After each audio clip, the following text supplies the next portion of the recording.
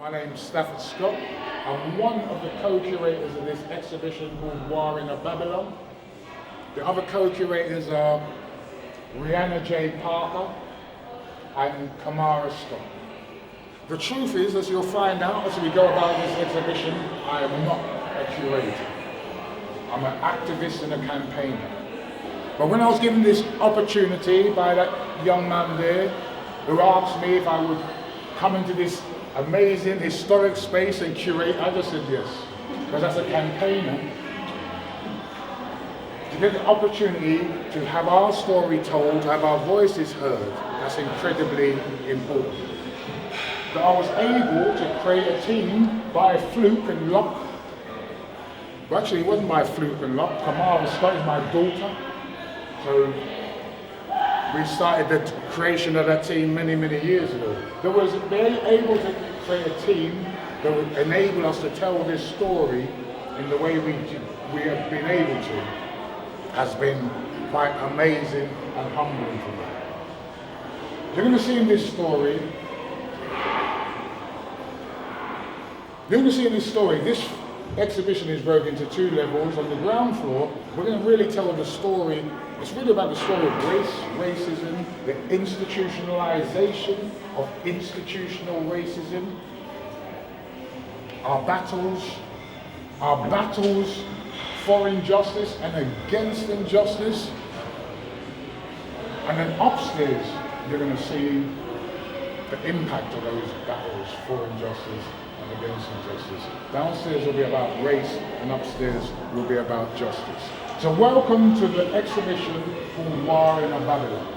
We call this exhibition War in Babylon because for many years we've spoken about the corruption, the bias and the discrimination that exists in the criminal justice system.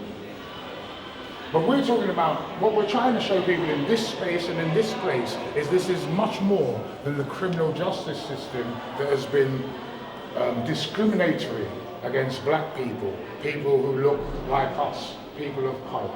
It's the whole entire system. What we're going to show in this space and in this place is that this country has a history. It's great at rewriting this history. It can make, the other day they came out with a report, Tony Sewell, and basically what they was telling us, people who look like us, was that we were lucky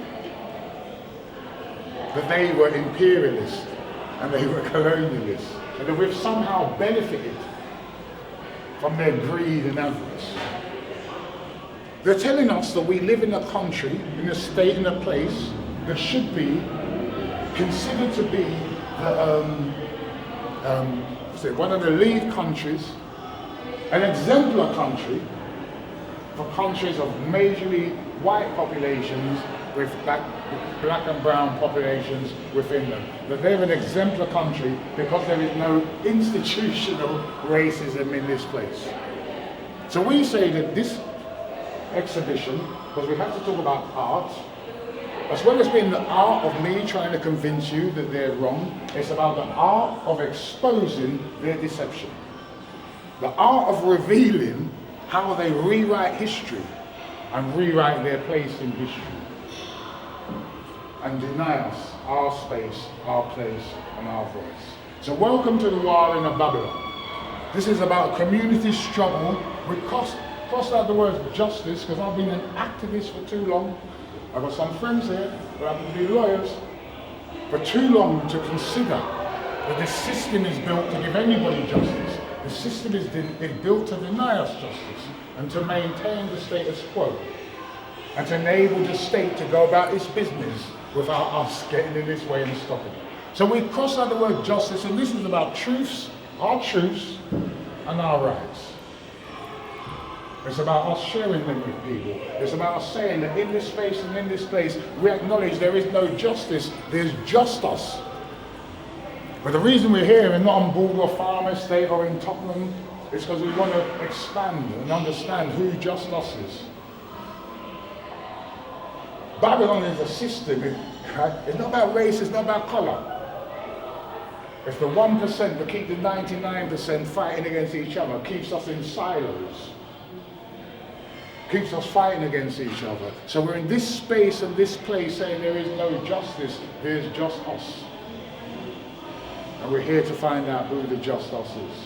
So we need to share our story with people so they can really understand. And in this space and in this place, we're going to tell the stories the mainstream media has chosen not to tell. All right? This is where, right, so what we're doing here, we start off the exhibition, and our intention is that we have a timeline, timeline.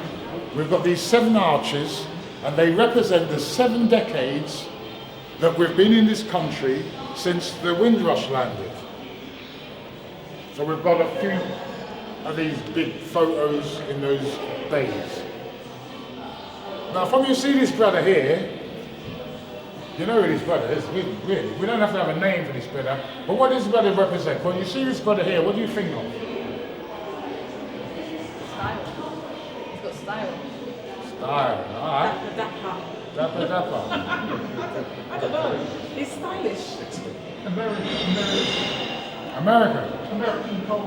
American culture. Chicago. I'm going to get a few people and plant in the crowd. Because generally what people say the minute they see this man is they see the Windrush. Yeah. Oh yeah. Oh yeah. Come on, let's get with it, right? Yeah. It's the Windrush, isn't it? We know it's the Windrush. Why do we know it's the Windrush? Because of how he's dressed. Alright, so there you go. We got there. We know that he represents the Windrush because how he dressed. Right? Because we know the people in the Caribbean didn't dress like this. This is not how people in the Caribbean dress. They dress like this before they go on the wind. Oh, there, I'm playing that game, Windrush. There we go. I told you about these imperialists, how they rewrite history, didn't I? Yeah? You have to ride with me, there's camera here. You've got to ride with me, otherwise you're making me look lame. I told you about how they rewrite history in this place, right? Yeah. So even me, standing here talking about the Windrush, they've got me playing their game. Yeah. I say this because the Windrush really is a euphemism. Even though it was a real boat, right? I've yet to meet anybody who was on that boat. I've yet to actually meet anyone who was on that boat. It didn't actually travel and do that travel so much. It was the first. But they've got us calling this the Windrush because this is their way of sanitizing history. Because I grew up hearing about this boat, but that's not what it was called. It was called a banana boat, wasn't it? What, there's too many people of a different generation now. I want people of my generation talking, I need you to help me. The younger ones, you can talk later on.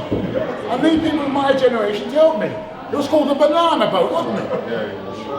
When I was growing up, they used to say to us, why don't you fuck off back on... Sorry, are there kids there? No.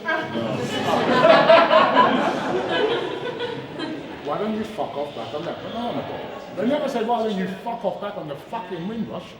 Fuck off back on that fucking banana boat, you black bastard. Alright? So let's be clear. Let's be clear who he represents. But we know when we see him, he represents that generation. Because he's just like this. He's just like this because people told them in the Caribbean that this is how people in England dress. They didn't say, yo mate, it's only the Sunday best. They don't dress like this every day. Right? So he came. And when I say he, it could be he, it could be she. Right? It's about what he represents. We're not going to give him a name. We're not going to say from which island he came. Because it was all the same. They came with hope. They came wanting to look the same because they wanted to be a part of what they saw here. Right?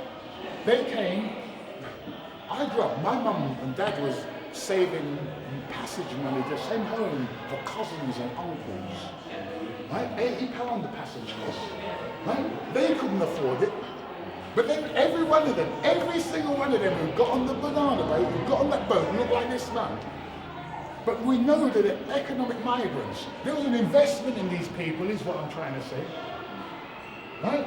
They didn't just jump on the boat at all. There's an investment in them. People, their family bought them these things for them to come to this space so that they didn't look out of place.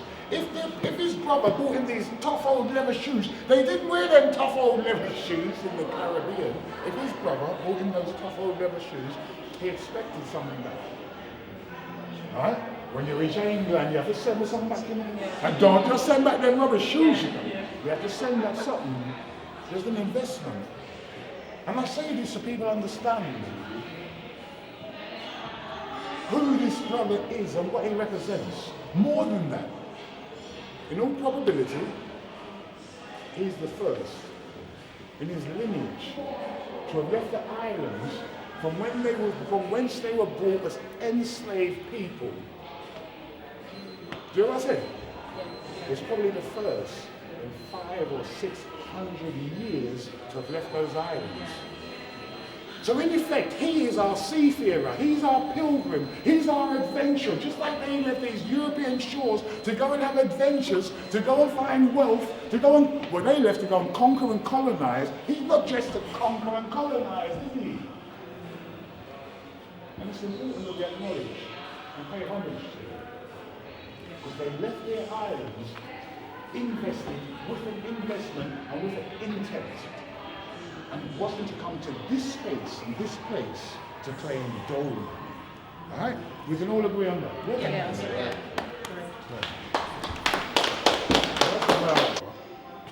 We want to teach you some of their techniques and tricks. You need to look out for these techniques and tricks, because their techniques and tricks, they reproduce them over and over and over and over. And this is a good one. This technique here is the technique of othering a particular group of people that you intend to treat differently. Alright? This is a technique that they learned a long, long time ago. They didn't learn it here in this quote. My friend, Dr. Adam Elliott Cooper, has recently written a book. It's called Black Resistance to British Policing. And in that book he'll tell you that a style of policing was created on the continents of Africa and Asia. A style of policing that they never had here in this country and in this place, where Robert Peel created policing because there's a real need for police officers. On the continents, they created a style of policing that was about quelling rebellion, uprisings. Because on the continent, there was people that had been colonized, and some of them may have had the audacity to want to overthrow and take back their land. You can imagine, yeah? Kenya, the Mau Mau, for example. So they developed a style of policing that would allow them to police whole groups of people, whole communities, suppress protests, suppress opposition. And the way they did it was to other communities. Kenya, the Mau Mau. Okay? They transported that style of policing from those continents to Ireland, whilst they policed the Catholic, Republican communities. And they told us, we're going to police these people a bit differently, but don't worry, they're terrorists. So if you see us treating them differently, if you see us being a bit harsh, it's because they actually deserve a different level of treatment. And they tell us, and they prepare us, because they're othering those groups. So in 1982, Kenneth Newman, he's been brought over here by Margaret Thatcher. He's the general in the war against black youth. They've taken on the trade unions, they've taken on Scargill, and now they're taking on the inner cities. After 81, they're getting some licks all up and down the country. Right? It kicks off Brixton in London. They're bringing Kenneth Newman from Ulster in the 6 counties of Ireland. They bring him over to bring that style of policing. And they offer the Jamaicans as the one that they're going to deliver. So don't worry if you see us dealing with these Jamaicans a bit funny, no? Because they are constitutionally disorderly. It's simply in their makeup. They're constitutionally disposed to be anti-authority. So that means don't care if you see us treating them badly, and don't listen to them, because they're anti-authority. And the message that they're going to give you is a negative one. And this is how they're preparing us to other us and deal with us. And before we go in 82, he is talking about the Jamaicans. what you're going to see as we do this tour is the others become the gangs. And they put in place some behaviours that all of us are witness to. And all of us are allowing because we're fallen for their tricks of offering and criminalising certain sections of the community. Now this is going to be difficult because I'm going to ask you to come down, and when you come down, you're really kind of stepping up. Look, this is, so we just saw that statement there by Kenneth Newman at the time in 1982.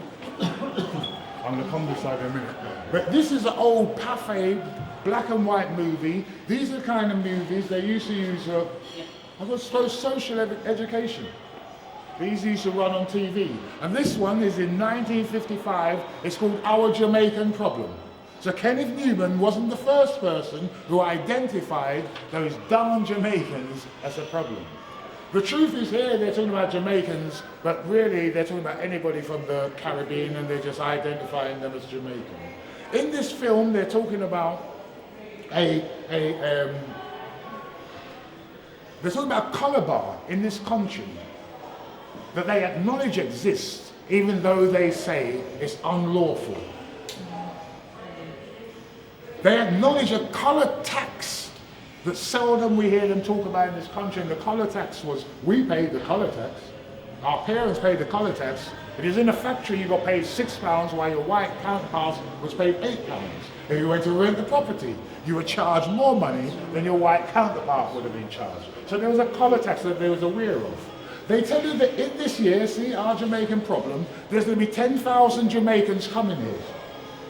Right? There's a point in this film, it's not running good, where this dapper Jamaican, I would never say English because he sounds like an English, he looks like an English, and he comes up and he says, I think you should let the Jamaicans in, because I will need you to understand that we're coming here to work for money.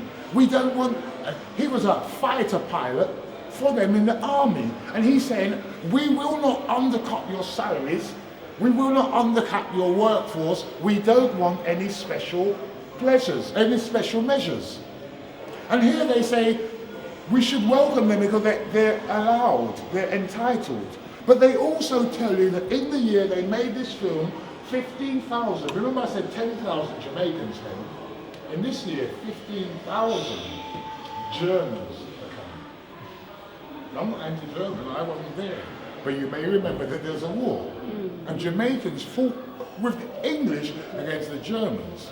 So it's just really interesting that a few years after the war, Germans are more welcome in this place than the Jamaicans, than black people are. So we didn't want to show you that windrush, because some of them are actually smiling because they've just got the boat, because we told you they're economic migrants. Some of them think we're here, we're going to do it. This is what we wanted to show you. This is, take your time. This is them 2 years later, it's 2 hours later. Right? They're at Waterloo now. So by now they've had the Great British Welcome. The weather's not that warm, and they're going to find out that the people are not that warm either. Right? And I hope you can't see no one smiling in this. Because we didn't want to show no one smiling. We want to show reality. And here, you see this little young girl, you see her face, you know, we don't know where she come from, but we know what she's thinking. Will you bring me? We just want to go warm, want some sunshine, right? This is what our people were being brought into, and this is how they were meant to feel. So now we're going to engage with how people were, the environment that people were living in at the time. One of the things I think that we've been pretty good at is we stopped that overt street racism that our parents lived in as a norm. But many of you young people would have seen recently, because of the football, the Euros, black people missing a few penalties, kicking the ball, you've seen that overt racism back out in the streets in ways that we hadn't seen in this country for a long time, yeah? Right? And it was shocking, right? Disgusting. The way that they treat those footballers. But I call those footballers privileged. No disrespect to them. Right? Privileged footballers, because they were never under threat. The fans will go mad But it's the ordinary, average person in the street the fan is actually going to attack. They're not going to attack the footballers. The fans, the footballers can turn off the social media should they choose to. They can just go party. They might have a heap of money. They can do anything, really. Our parents didn't have that luxury. Now we're in, like this one here is 1959. It's a Keep Britain White meeting, and it's at Trafalgar Square. Right? So you can imagine the thousands. Right? This is Power for PM. You see this graffiti here? So this is 1968. This is what our parents used to live in. And I'm going to show you the impact of it. I was born in 1960, so in 1968 I'm 8 years old, when Enoch Powell's made that speech. We all know about Enoch Powell's speech, right? Yeah. Rivers of blood, right? He's talking about us swamping them in the education system. So I'm 8 years old now, just going into junior school. He's talking about me. And all of us around those kind of ages, because we're the first ones who are going into the system en masse. Every now and then we hear them say in this country, oh, it's the anniversary of Enoch's speech. But they don't really tell you about the impact of Enoch's speech. First and foremost, they don't tell you that Enoch was the one who went to the Caribbean and told the nurses to come for the NHS, right? They tell you that. Right? Inviting people over and then talking about rivers of blood. And you know whose blood he was saying was going to run, isn't it? It's our blood, right? So we're going, I'm 8 years old. My mum teach me to read and write. My mum wants us to be part of this system. My mum wants us to grow in this society. I mean, by the age of 8, I can read whole heap of things, man. Right? Imagine I'm walking with my mum and I'm going to see these signs. I'm like, Mummy, what does that mean? Why don't look. You know my mum, yeah, but boy, don't look. What? But mum, do you know what it is for a little boy? You're walking past these things, you can imagine you're walking past these crowds, you're gonna make yourself look a little smaller. But that's what they're trying to teach you, make yourself look a little smaller. Their idea was we're economic migrants, we're not gonna fight this, right? We're only here for a couple of years, 5 years and we're done. So make yourself smaller. But for some of us it creates a dissonance. I remember in my home, Newland Road, first black family on that road, about 3 or 4 years old. Mummy, what's that? Across the road on the garage wall, wogs go home. Don't look, boy, move it. And then later on seeing Daddy clean that sign. You know, something, there's an attachment now to this word, wog, you know. You're going to be looking out for that shit. And the dissonance it causes. But no one ever talks about that in this space and in this place. And no one ever talks about the impact of his words on the system. Because if people are marching, if they're putting a power for PM and all that, the racists who are in the institutions who are hearing them say, look, the little niggers are coming, they're swamping us, it's going to impact how they treat us, right? Because what we're doing in here is we're going to show you the institutionalization of racism. They want us to talk about institutional racism, which implies, you know, maybe one institution might be effective. But we're going to show you the institutionalization of racism is when the institutional racist institutions work with each other, protect with each other, right? That's part of the war in Babylon. So this is how we were living. These are the living conditions. No Irish, no dogs, no blacks. It had, again, this is something that had impact. So it meant that they wouldn't rent places to us. And when they did, we had to pay more, and then they're flinging us in crowded conditions.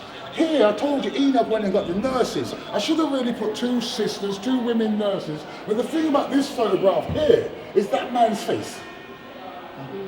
When they're trying to help him.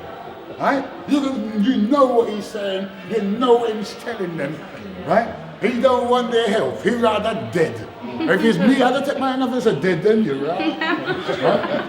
But our parents weren't like that. That generation was not like that.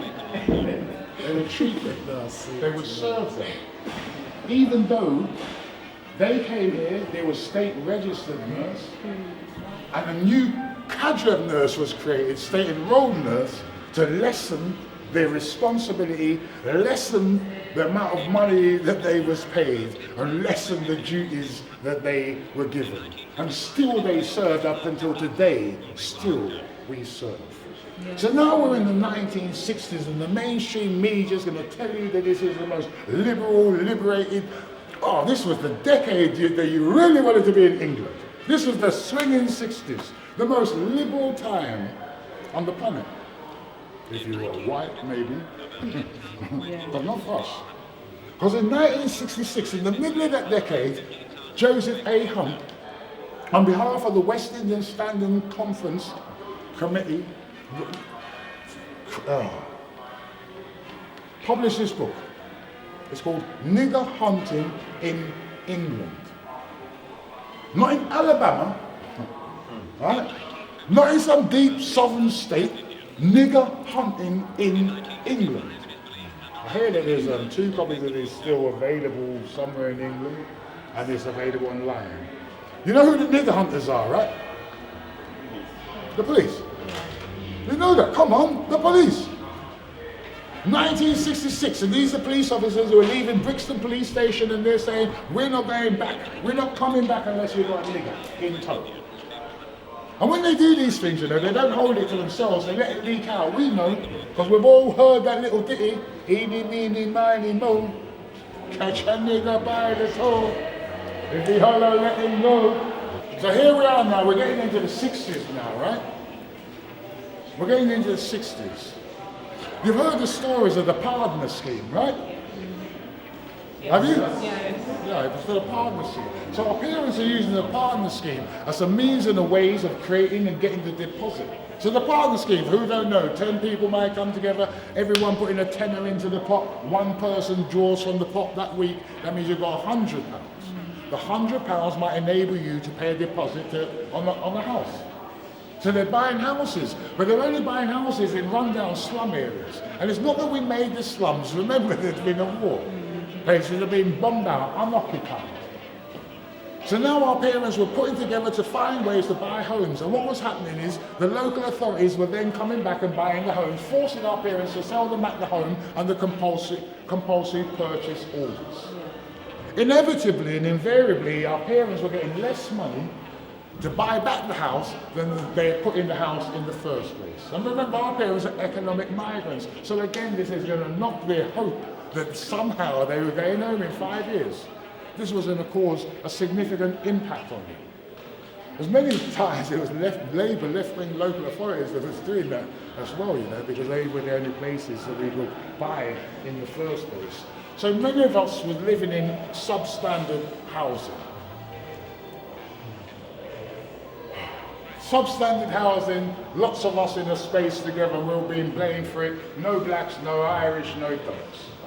We've got this photograph here, and it's not really to show that we're living packed lives. This is Harambee House, Holloway Road. Anyone know this place? Aye. It's Black House. This is one of the first black houses in England. Right? Run by Michaelites, Black Panthers, Timeline. Right? Now the reason we got it here is because we want to keep on this roll with that year 1968 to tell you the stories the mainstream media never tells. In 1968 they brought in the first piece of equalities legislation in this country ever. Race Discrimination Act. Right? The first piece of this the first equality legislation ever. So in that sense, on our back, all equalities stands. They brought in the legislation to protect black people from the discrimination that they were facing, from the unlawful colour tax, from the colour bar. Yet the first person that they arrested using this legislation was the man who ran this place, Michael X. Right? They arrested him and they found him guilty. This is why we talk about the institutionalization of racism. The law was brought in to protect us. Instantly they use it against us. They're sending messages because the first person they use it is against us. The prosecutor must have known that they were abusing the law, and the magistrates who found him guilty must have known they were misapplying the law. However, they found him guilty nonetheless. That's the institutionalization of racism. Don't make no one tell you no difference. This is the system protecting the system. And every time they're doing it, they're sending us messages. We're also suffering, because we're going now to the 70s now, and there's an economic downturn, so we're suffering mass underemployment. Right? And again, people need to remember this history. This is the history. I tell you that they're always trying to rewrite the history. And it's not just the right wing that's trying to rewrite the history, it's the left wing as well. But they'll tell you, oh, we've always, we're comrades, we've always been comrades. Comrades in the struggle. But you go back to these days. Our parents worked in factories. They were being paid £6 a week while their white counterparts were being paid £8 a week. Out of the £6 a week, they had to make a contribution to their trade union fees because they were working in what was called clothes shops. You went into the factories, you had to contribute. And then they would say to the trade unions, you know what trade unions? Because our parents, black and brown, were, in those days, were very militant in the workplace. Yeah. When it came to demanding the equal pay, right? Because no one came here to be slaves. So in the workplace, they were demanding, here, trade union man, what's up? We want equal pay with you know. What are you talking about? Well, we want the same as you get. We work the same as you. We want the same as you. Nah, you can't do that. You can't just come here, man, and demand you. So person would say, well, we're going on strike. Well, you go on strike, man. But you're supposed to support us. Are you going to make the strike official? No. If they don't make the strike official, that means that you don't get paid. The sums that you were paying them, they don't give it back to you to enable you to stay on strike for longer. So in effect, they're backing the bosses against you because you haven't given it back. And this happened up and down the country. Up and down the country. Up north, there's so many strikes. We've got so many strikes in Asian communities. From Brunswick all the way through up north. There's a history of it. And the trade union movement were not supporting us, but they were taking our money and taking our subs. And in effect saying that we were second-class citizens in this place and in this space. And because of all of this, we live lives of deprivation in many cases. Our families had large families, right? Those who came from the Windrush, because that's what we've been taught through 500 and 600 years of being enslaved people. We were forced, encouraged in all different ways to make babies and have babies. And that's the result. Many of us, 5 children, that was ours and ours, and I think we're average at the time. And that's the result. We live deprived lives. In our home, we didn't get I can't say we didn't get no gifts, because if I said that, my mum would box me. But we never get no gifts. The gifts was the same thing you had to use to go to school. Mum, it's Christmas. How comes my shirt look like a school shirt? Then you're going to need a school shirt for school. And writing books, right? We didn't have toys and gifts and all those privileges. We lived deprived lives. And some of those in there earlier than me, they decided, if you're going to deny us the means of production, if you're going to deny us opportunity to develop skills so that we can go and get jobs, if you're going to stop us from working, then we're going to go and take it, Yeah. Right? And the streets start getting rough. Right? So this is the time when you have that, the time that Stuart Hall talks about. Climate of, I was going to say it was climate fear. Stuart Hall talks about crisis. Policing the crisis. Thank you, Professor. That's why it's always good to have a professor in the house when you're trying to do something. Thank you, sir. Much appreciated. All right? And even there's the whipping up of hysteria. There's the treating of people as if they're different. There was never a crime in this country, has never been a crime in this country called mugging, but they want to link it to America so they can give people more draconian sentences. And there's stories about the muggers and the mugging, but that's a different story. Right? But things start to get serious, because the younger ones here start to get serious. Thank you.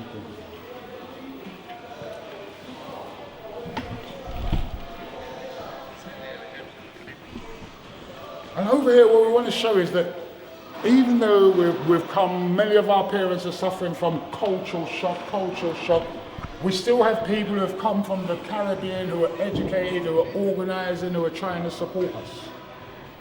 Many of us, we're being sent through schools that are not ready for us, prepared for us, or willing to engage with us, or trying to be different because of us.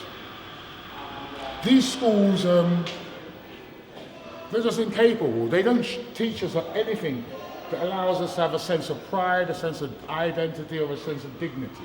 I was unfortunate enough to go to a school in Tottenham called William Forster. William Forster, what a funny name school that is. That's not a funny name, Scott. That's named after William Wilberforce. Who was he then, sir? Well, he's the man who's freed you. Freed me, sir? What do you mean? William Wilberforce. He freed you people. He made you people free. You were slaves and he freed you. And because of him, you're here today. You've got to be grateful. And that's what we was taught. Nothing. I mean, it's hard to go back to those times, right? We were invisible. It wasn't just our parents trying to make us small. Our world was small. We was invisible. We weren't represented in the media. We didn't have no radio stations. We didn't have no, well, we wasn't on the TV. Oh God, you didn't want to see us on the TV. If you saw us on the TV, right, it was in Tarzan. Yep. I mean, I'm a little black boy watching Tarzan. Let me tell you, this did not make me want to be black or African. Quite the opposite. Just one white man, he could come into our space. I mean, the jungle was our space, right? Because they told us that. And he could come and he could talk to the monkeys, he could talk to the lions, and we couldn't do none of that.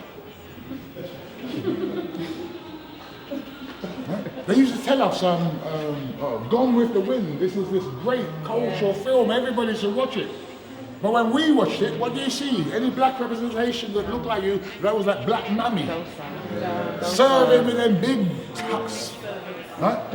Yeah, right? That's that melon stuff that Boris Johnson wants to talk about. That's what they were replicating there. I remember, all right, so I've told you, 1968 they put in the legislation. 1971, in my school, William Forster School, my French teacher, called Mr. Harris, grabbed my head and banged it into the desk and called me a little black shit in front of the whole entire class. And even though my mum come to the school, nothing happened to him. Nothing happened. So even in school, we're not being protected by the legislation.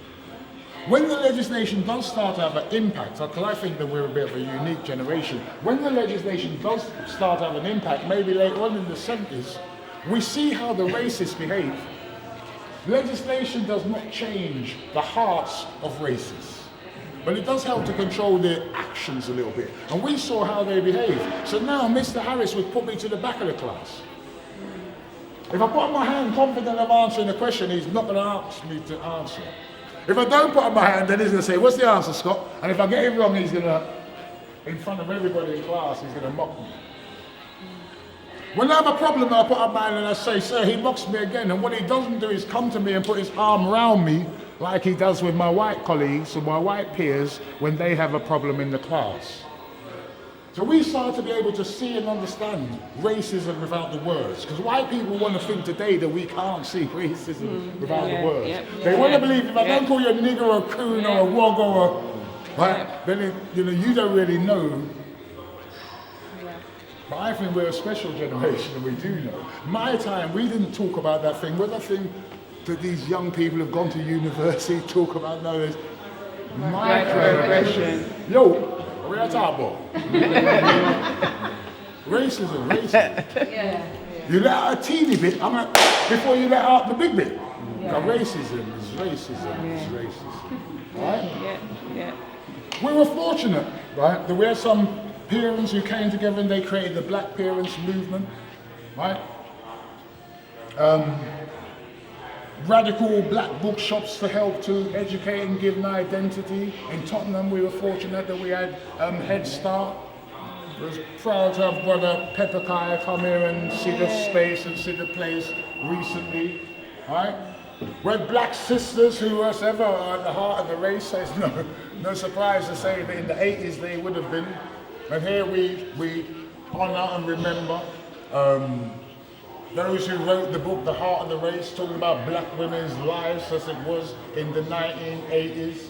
Stella Dadzia happens to be a Tottenham Haringey woman, and here we recognize and remember that we actually used to have black women's centres, resource centres where women came together to help each other, support each other, and support family and the growth of our community. So I said that in the other alcoves that, you know, some people took to the streets. And some crimes started to hit to the streets. But away from that, there's a time in our community now, so we're going through education en masse, we're growing up en masse, and we're also deciding en masse that we need some spaces and places that is away from our family, our parents, the Windrush generation. And we're not really pleased with them. They're militant in the workplace, but they're not on roads. They won't fight the National Front, for example. They won't fight the police. But in our homes, they're brutalizing us in our homes, right? They've got some special punishments for us in our homes, yeah? Because our parents are afflicted with something we didn't even know existed at that time. It's called post-traumatic slave syndrome. And these people really had it in them. Spare the rod and spoil the child. They learned from their parents, who had learned from their parents, who had learned from their parents, who were probably enslaved people, that if you want to get someone to do something, you just whip them up. The more you whip them, the more you beat them, the more likely it is to get them to do what you want them to do. And that's what they did to us in our homes. And we're going to school with our white peers and counterparts, and they're not getting those kind of beatings and whippings that we're getting. As a matter of fact, in England, they're getting rid of corporal punishment. So we're like, oh. And then our parents is like, you want to beat us, but you're not fighting them people outside, so it's causing conflict and dissonance in the house. So we need to find some spaces and places outside of the home where we can chill. The racists control the institutions. I think we can go to youth clubs. I've still not been able to work out why youth clubs became safe ground for us. But we could go to youth club. But that's normally because all the white people have gone to pub whilst the youth club was open, right? But they only open for a certain amount of hours. We needed places to be in the daytime. Even when we're there, we're unemployed and we're at home. We needed to get out and about, so we'd be on the roads. It brought us into conflict. It brought us into conflict with the National Front. It brought us into conflict with Teddy Boys. It brought us into conflict with skinheads. Skinheads were the best. In Tottenham, we used to have this thing. On site, you see a skinhead, you just run that down. Because when they see you on site, they're running you down. So we used to have all this kind of conflict. You've seen those marches where the National Front are having a march, right? Thousands of them and hundreds of police officers protecting them. You've seen those marches, right? Yep. So when we start to fight the National Front in the ways our parents never, the police now are trying to protect and defend them. And one of the ways that they choose to do it is by dipping back into old Victorian law. Taking law that was never on the statute book. This means it was never passed by the parliamentarians. Old common law. Don't read the SOS law.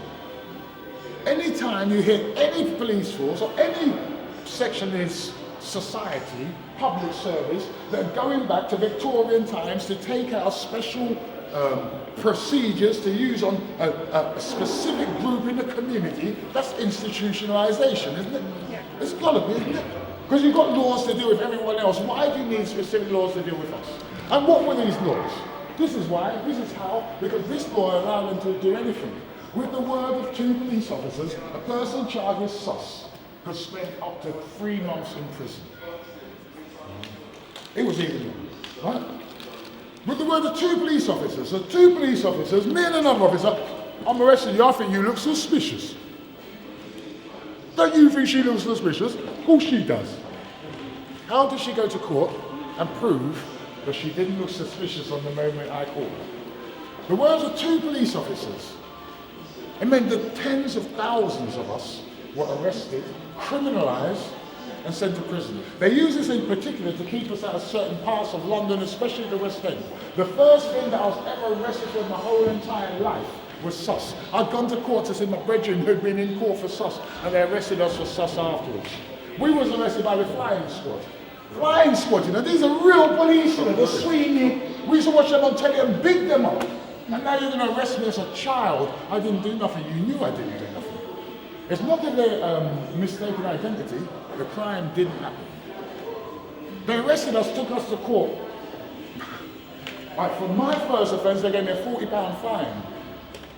My brother had been nicked for SOS before, so by now, this time they sent him to the detention centre. And this is what they did to them. Detention centre the first time, detention centre the second time, Bill Borstal the third time. And lots of people got guns 2 and 3 times because this was a regular thing. They just took the words of 2 police officers. Today they acknowledge. They say today, oh, you know what? We know that we have some problems, but it's nowhere near as bad as it was back in those days. Well, these are those days. Just imagine how pernicious it is. You don't need to, but we're going to help you to understand. They didn't do ethnic monitoring, so we can't give you specific numbers. But what we do know is this.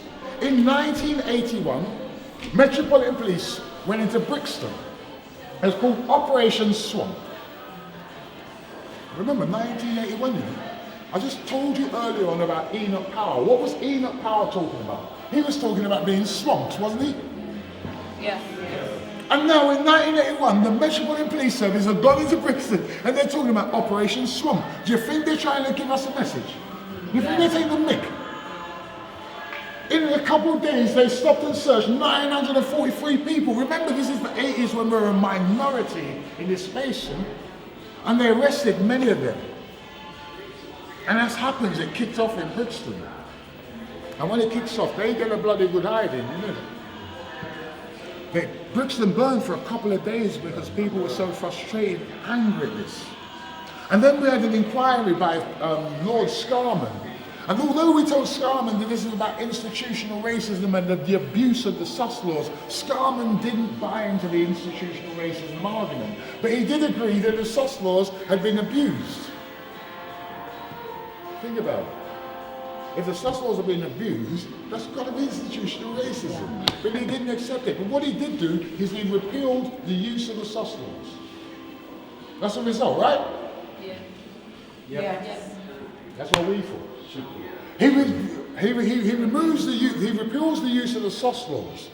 And we cannot tell you how many people he saves, but what we know is now they're not using the sus laws anymore. They closed down 2 great British institutions, detention centres and Borstals. That's how pernicious the use of this law was. And yes, it should be considered to be a result. Success. But the minute we did this, this is when they started to use stop and search. Right? And this is how we know that stop and search is just their weapon to show us, right, that they can handle us, they can manhandle us whenever they want.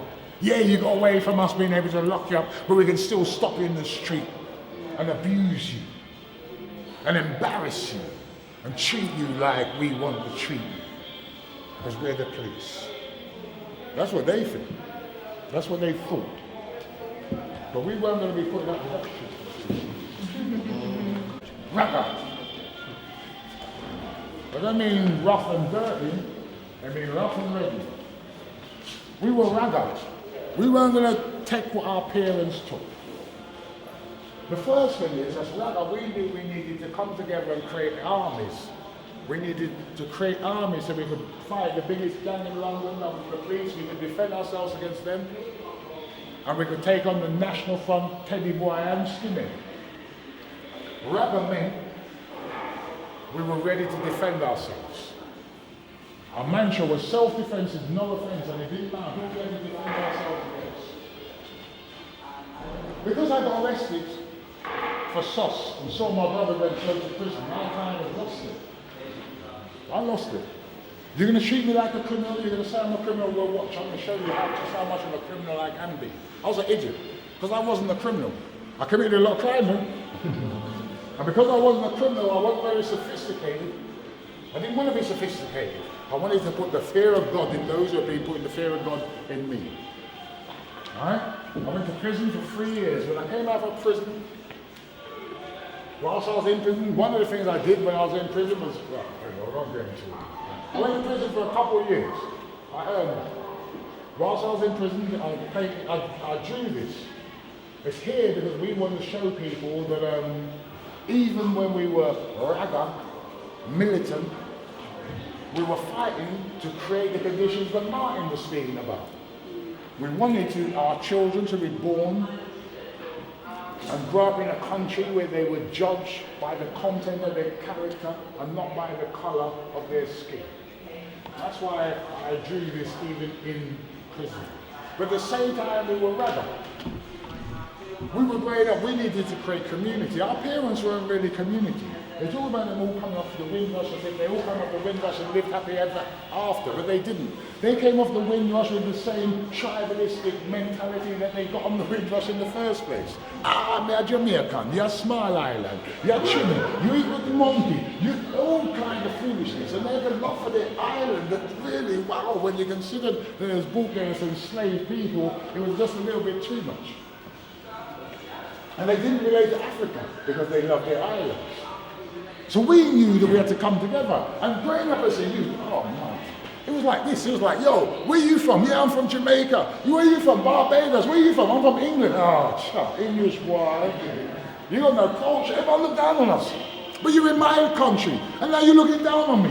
What you talking? I can't do this. This is driving me mad. White people are looking down on me, and you're looking. Everybody, this is crazy. Listen, let's just stop this shit. What do you mean? Let's stop all this shit. What? How? We need to come together. How? Let's just be black. Yeah, let's just be black. Right? And this is why some newcomers come to our country now, come to England now, they can't understand. They come and they say, what do you mean you're black? What do you mean you're black? And we say,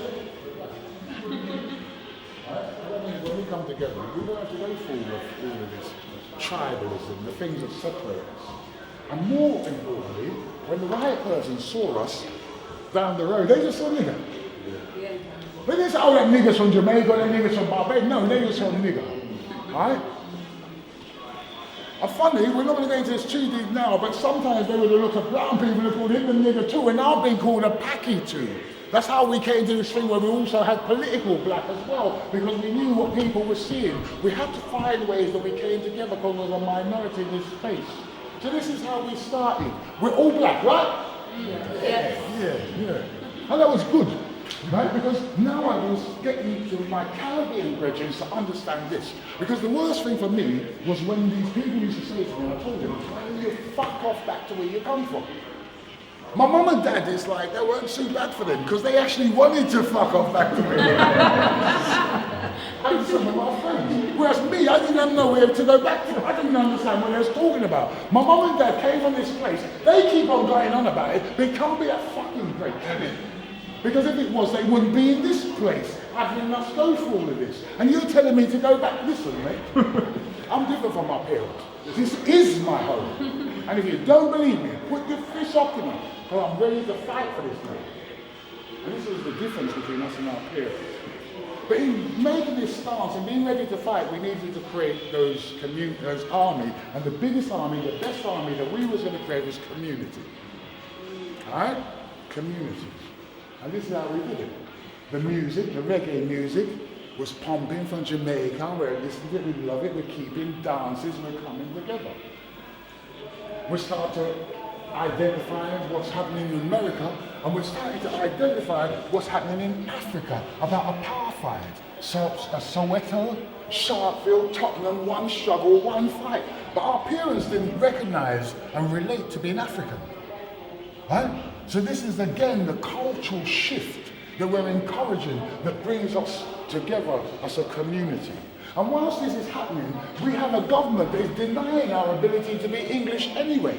They say, you can't be English. To be English, you have to be able to trace back your family to 1066. And then they realised only Rees Moggs and people like him could trace back his family to 1066. So they came up with this new one. It was called the Norman Tebbit Cricket Test. Who do you support when your country's coming to play cricket? And what he was really asking Norman Tebbit is, who do you support as an Asian person when India or Pakistan come to play cricket? And who do you support as an African Caribbean when West Indies come to play cricket? Now it's really interesting that they should consider answering these questions, because they asked it at a time, at a moment in time, when their cricket captain came from South Africa.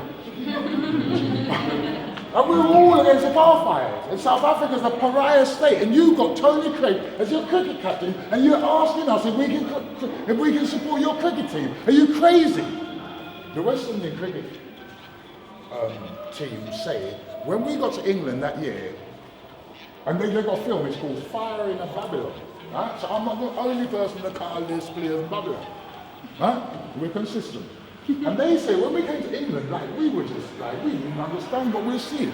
The English were just on us. You've got to win this game, you mustn't lose, you've got to win. Did you hear what Tony Craig said? He said he's going to make you grovel. You can't let them win. You've got to fight. This is more than a game. This is politics. This is life. This is everything. Basically, it was overwhelmed, but they understood. And for the first time in my lifetime, I saw black people and white people take to the field of battle. It was a level playing field. Level playing field. And most of you should know the result. A new word was invented, and that word was blackwash. We gave them 5-0. Make Tony go grovel.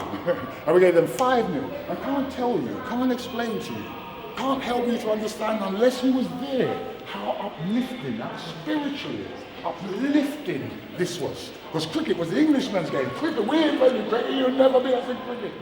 And the next day we're walking like this. We're taking it over now. Right? We decolonized the game of cricket. So uplifting, it was unbelievable. Really. It swept across the country. We saw that we could compete. We saw that we could compete. So now we need to compete. What we need to do is build armies, community. Right? These are some nice pictures come from Birmingham, man. This is African Liberation Day. It's when the Queen, it was the Queen's Jubilee. I'll probably say this quiet, because you know she's just down the road and she's It was the Queen's Jubilee. They gave us 2 days holidays, and the Russells in Birmingham said, give thanks, we're going to hold African Liberation Day.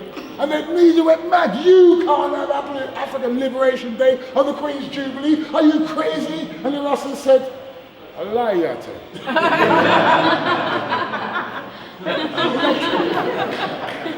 Isn't that beautiful? Isn't that beautiful? Right? So they got African Liberation Day, we got Carnival, we see we can build armies. We're starting now to make demands, defeat racism, defeat imperialism, we're making demands, we're living life, you know. We have the music, we have our parties, we got community, we're beautiful, you know that. There's none of this black on black crime and none of this murder and all that stuff happening. These are the halcyon days of community. I walk out my house, I see a black dot down the road, I just want to because by the time we meet, if I don't know you, if I've seen you twice with his brethren, you might tell me don't go around the corner, there's some skinheads around there, or I might tell you don't go around the corner, there's police around there. We're community. There's a love and there's a vibe, it's amazing, honestly. Right? If you weren't there, jeez, man, pity you. We're having such nice times, right? Hear this, Broadway Farm's being built, and I'm a youth, and sometimes I might hear someone say, there's a party over Broadway Farm, and just cheer, but we just walk to the farm because we can't even afford cab, we don't drive, we're just youths, 15, 16, we walk to Broadway Farm and we listen. And stay there, you hear that little, and we say music, and we go over there, and we knock the door, put on your best fears, and we come in, and it's like, we were community, it's beautiful, beautiful. And then this happens. Remember this, you've seen this, right? 13 dead and nothing said, right? Yeah. 13 dead and nothing said. Now I told you, I can't tell you how spiritually uplifting this was. Well, I can't tell you what a head fuck this is.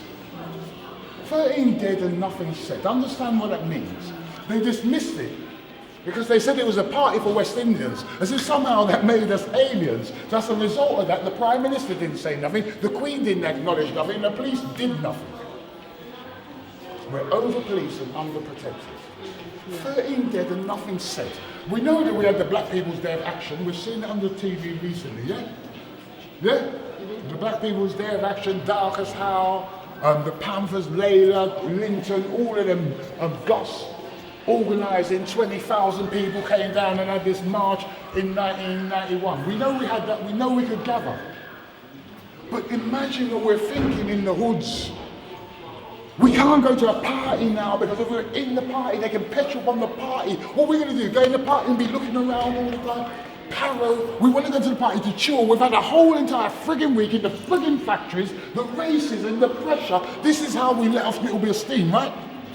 This is how we're going to keep our mental well-being, by being able to come together. This is the only time we have culture. And this thing came crashing in. What do we do? And no one can tell us what to do, you know. No one can answer us. Our parents' thing is just there to them. But they can come and bedroom bomb the house. And no one's going to do nothing. This is no answer. And then as youths, we came up with the answer. We're going to create front lines. Front lines. Spaces and places where there's not going to be no racist faces. I've got to be careful because my nephew is rich. 32. And he's told me I mustn't rap and he won't do politics. But I like that one. Front lines. Spaces and places where we don't want to see no racist faces. We're catching them place there. You ain't coming out.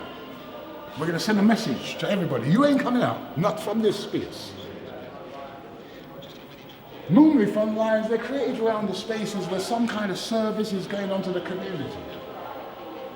We have front lines developed in Chapeltown, Leeds, All Saint Rose, Notting Hill, St Paul's, Bristol, Sandringham Road, Dawson, Broadwell Farm, Tottenham. That's the one that I come from. That's the one I was a ragamuffin youth leader in the 1980s. One of the most ragger out there still. And Relton Road, Brixton, which used to be the premier location for London's black community.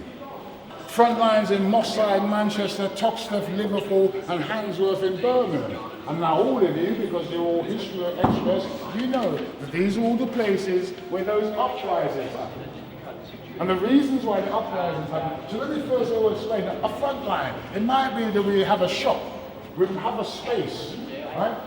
And we fix up those spaces where our brethren can come. We have this space and we say, yo, brother, this space safe, come on. And tomorrow we say, yo, brother, this. So we're moving. Some front lines were just a road, some front lines were an estate. On Broadwell Farm, we had a whole entire estate. When we created that front line, we said to our brethren in Turnpike Lane, yo, brother, come. Wood Green, what are you waiting for? Come. Arnsey, Edmonton, Stanfordville, Stuart Newington. Everybody in this space, on this front line, turn up with weed. But when you turn up with weed, it's our principles and ethos. That's why there's no violence, there's no black on black. We were here, we knew who our enemies was. We knew who the threat was. And see them here? Right? Front lines, no racist faces. And then these people, when they come with their racist policing. And we were different from our younger generation, because we were together. We see racist police holding on to somebody, we don't care. Self-offensive, no offense. No matter who you are, come brother, we're taking it from the police squad, go. We're taking the front line. And Broadwell Farm, yo, when we tell the stories of Broadwell Farm, you will not believe the things we did at Broadwell Farm. But we policed the police because we wasn't going to have the racists in our community. So this is the 80s now. And this is how we're living in this place. We have our front lines and we're still organized, right? It's pre-dates social media, but we're still talking to each other of our experiences, telling each other about our experiences. Here, this was really special because we opened up this 2 months ago. And our brethren, our Dom, our Guru, Menelik Shabazz, passed away just before we opened this space. Menelik has always been important to us, and then let's explain why. Here he says, by documenting events as we are doing, it's laying a tradition and providing an alternative to what has been portrayed in the media, which has been blatantly racist. Right? So Menelik, he was part of a film collective called the Cheddar Film Collective. They were based in Manchester. The first documentary they did was this one. Look, this woman here, that's the mother of Mark Duggan's children. That's the grandmother of Mark Duggan's children. That's the grandmother of Bando K, if you all know who Bando K is. That's Mark Duggan's son. Right? And in a minute you're going to see the mother of his children run up to her. This is our history. This was done in the 1980s. Right? With Chedo, they were commissioned by Channel 4 to do this program. Because they were commissioned by Channel 4 and they're the first black film crew we spoke to, we gave them a full-on interview. Full-on interview. And they kept on getting Channel 4 demanded to edit it, and there came a point where Channel said, no, we're not editing no more. You look at this, there's nothing in there for them to edit out. And Channel 4 refused to show it. Not only did they refuse to show it, they banned Cheddar from being able to show it for 25 years. So when you see them putting on these stunts like they did the other day about 24-hour black programming, you know that they're doing it for pecuniary reasons, they're doing it for the money. What we want, right, is them to make up for our history. They're denying us the voice.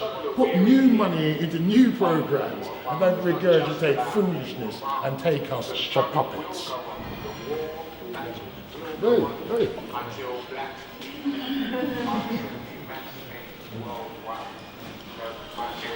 Now here, right, so it's an art exhibition, so we have to ensure that we have some art in this place.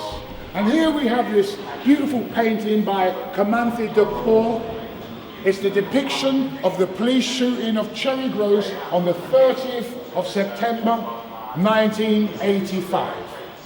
It's a great picture, but it's not a great depiction, because Cherry Gross was actually shot in her back. The bullet that entered into her back was to leave her paralyzed and in a wheelchair for the rest of her life. She died about 5 years ago, 2011. Oh wow. She died 10 years ago. And the coroner autopsy said that this bullet is what actually killed her. Right? So you won't be surprised to hear that on the 30th of September 1985, Brixton burnt again. And it burnt for a couple of days. So if we leave this section, Brixton burnt in 1981 because of Operation Swamp, and it burns in 85 because of policing. So what we've done is we was using a wide lens that's out there to show you the black British experience since the Windrush landed in the UK. Right? I hope that what we've done thus far has helped you to see that they're trying to rewrite history again when they tell us that Theresa May created the hostile environment. But I hope that this, what you've just seen here, shows that there's always been a hostile environment that we do look like. Right? Now this space here, we're going to narrow the lens, and this space here is really different. This space here is called the Republic of Paraguay. We didn't name it. The media named it the Republic of Paraguay because the council took a decision to elect Bernie Grant as the first black leader of a municipal authority in the history of this country. And the Sun and the Daily Mail and the Star, they hated that. And they said that this is the Republic of Paraguay because they couldn't accept that a black person would have a leadership role in their country. So welcome to the Republic of Paraguay. The history of the black community in this country and our history of policing in this country. Haringey in the 80s, really the place where black people lived was Tottenham. Now I want to say this on camera, right? Turnpike Lane, Wood Green, Hornsey, these places that are now ends where people kill people, black youths kill black youths to live or not to, because you live there or you don't live there. Those places were redneck country. They didn't want to be caught in those places after certain hours of night, right? So it's amazing that within 30 years people have murdered each other for these locations that people would have been murdered in when we were growing up. The place that people were associated with in Haringey was Tottenham.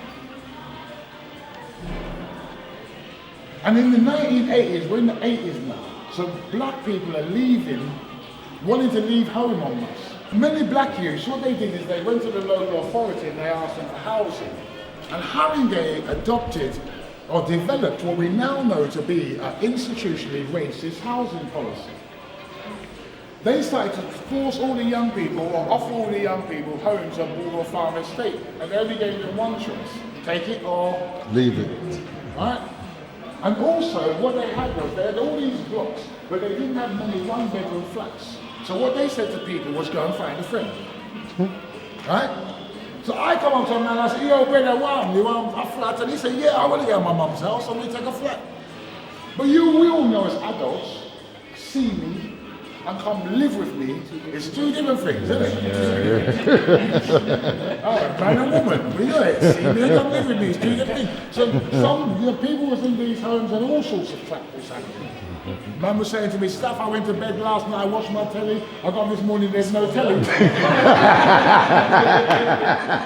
I can't ask him, going, a bad man. Or he just look at me and say, I don't know what you're talking about. So all sorts of things happen in this flat. It's not conducive. Anyway, they're dumping them on this estate. In the 70s, when this estate was first built, it was considered to be a modern utopia because it was built on stilts. They'd excavated the Moselle River, so they had to put it on stilts to make sure that there were no flooding problems or anything like that. But it looked pretty modern and neat, and they had these underground car parks, but really they were dimly lit, dark at night, and they became havens for crime and criminality. They had these blocks that were long and dark, dimly lit, and people found out that if you broke in long corridors, and they found out if you broke into flat number 1, you could use the fire exit going to flat number 2, and then going to flat number 3, and then flat number, you got the gist, right? Yeah. And there's 20 odd flats along a landing. Clean it up. So this place becomes a haven for criminals and criminality. It has the highest crime record in Haringey by a mile. We've got elderly white folk who can't get off the estate, and young black families who are being moved onto the estate. There's a demographic time bomb. Everything is changing. The elderly white people are scared of the black kids. So white people still had control of the Tenants Association at the time. And they take a decision, along with the council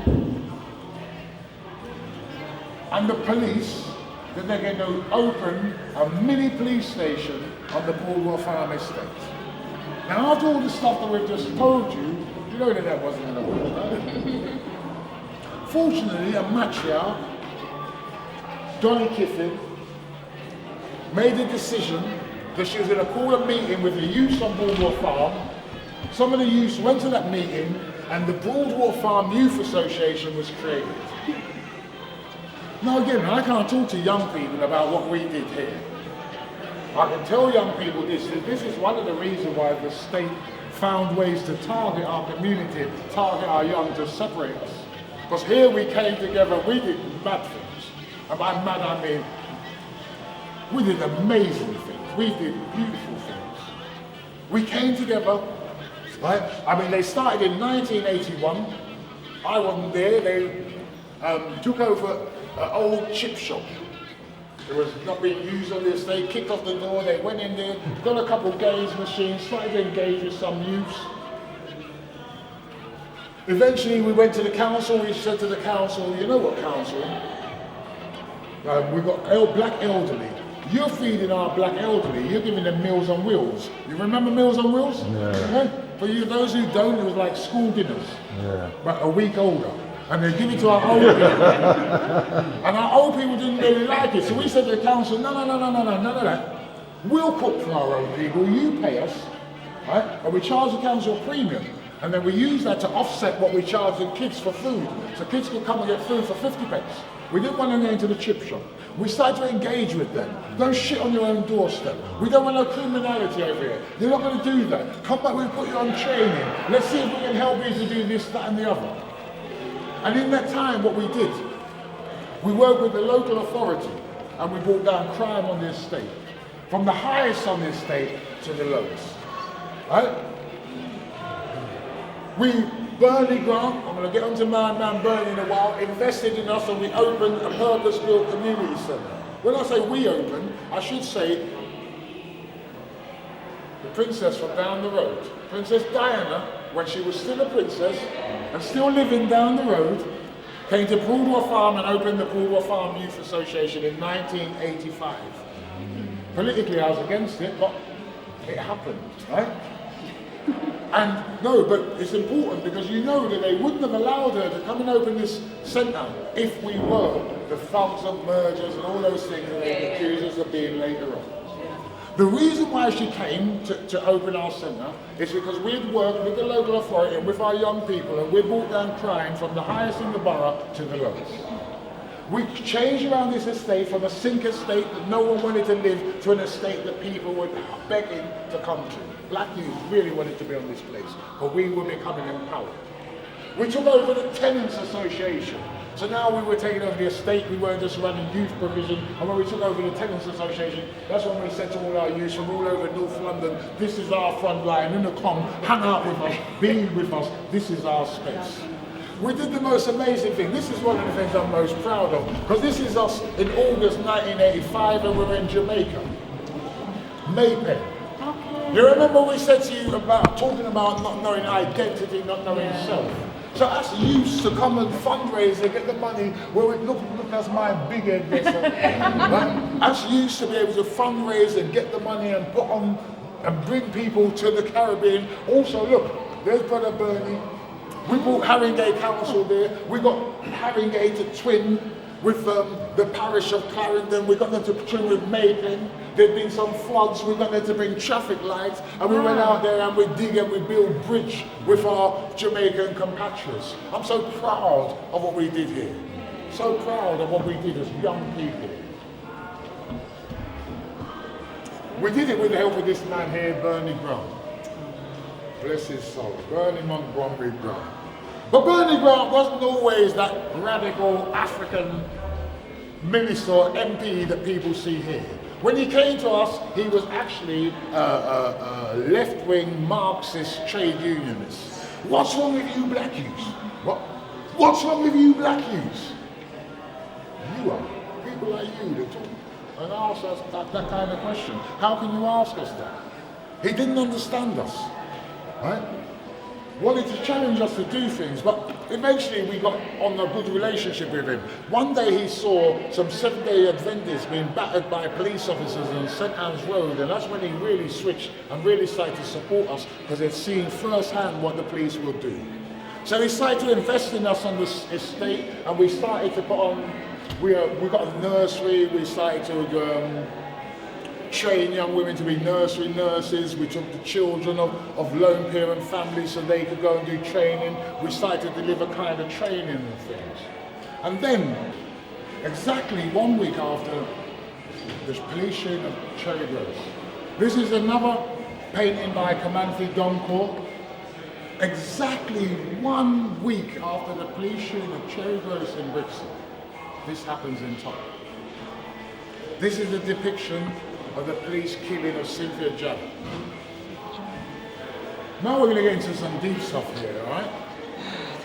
Because this is about representation, integrity. So let me explain to you what happened in the autopsy into the police killing of Cynthia Jarrett. The coroner at the autopsy was really clear. If you believe the police that she died because she was fat, you say she died of natural causes. If you believe the family's account that she died because she was pushed over by police officers, whether intentionally or accidentally, then you give a finding of accidental death. You know, Tottenham's a really unique area. It's historic. It's the only area in this country that's had a black MP and then an MP who happens to be black follow him immediately. So we're going to show you in this space and place the history that the media really doesn't tell you. And we're going to show you and honour one man. We're going to show you what one man can really do. And I really want people to pay attention to this next part of our history. Because this is the unwritten stuff. The stuff that the British media, the mainstream media, just doesn't ever get close to. This is the stuff that really matters. On the 6th of October, we have a meeting at the Boardwalk Farm Youth Association. I call that meeting. It's with the youth, and we're trying to decide what we're going to do about the police officers who we now know stole Floyd Jarrett's keys, went to his mum's house, used those keys to enter in the house without a search warrant, pushed her over and thereby caused her death. We had a meeting in the centre and the decision was taken that we were going to go to the police station. We was going to go to the police station to demand that those police officers who was involved in that behaviour be suspended. But when we left the estate, we were denied the opportunity of going to the station. And this is real history now, right? The police took a decision, the craziest decision they could have possibly taken, and that decision was, we're not going to let them leave the estate.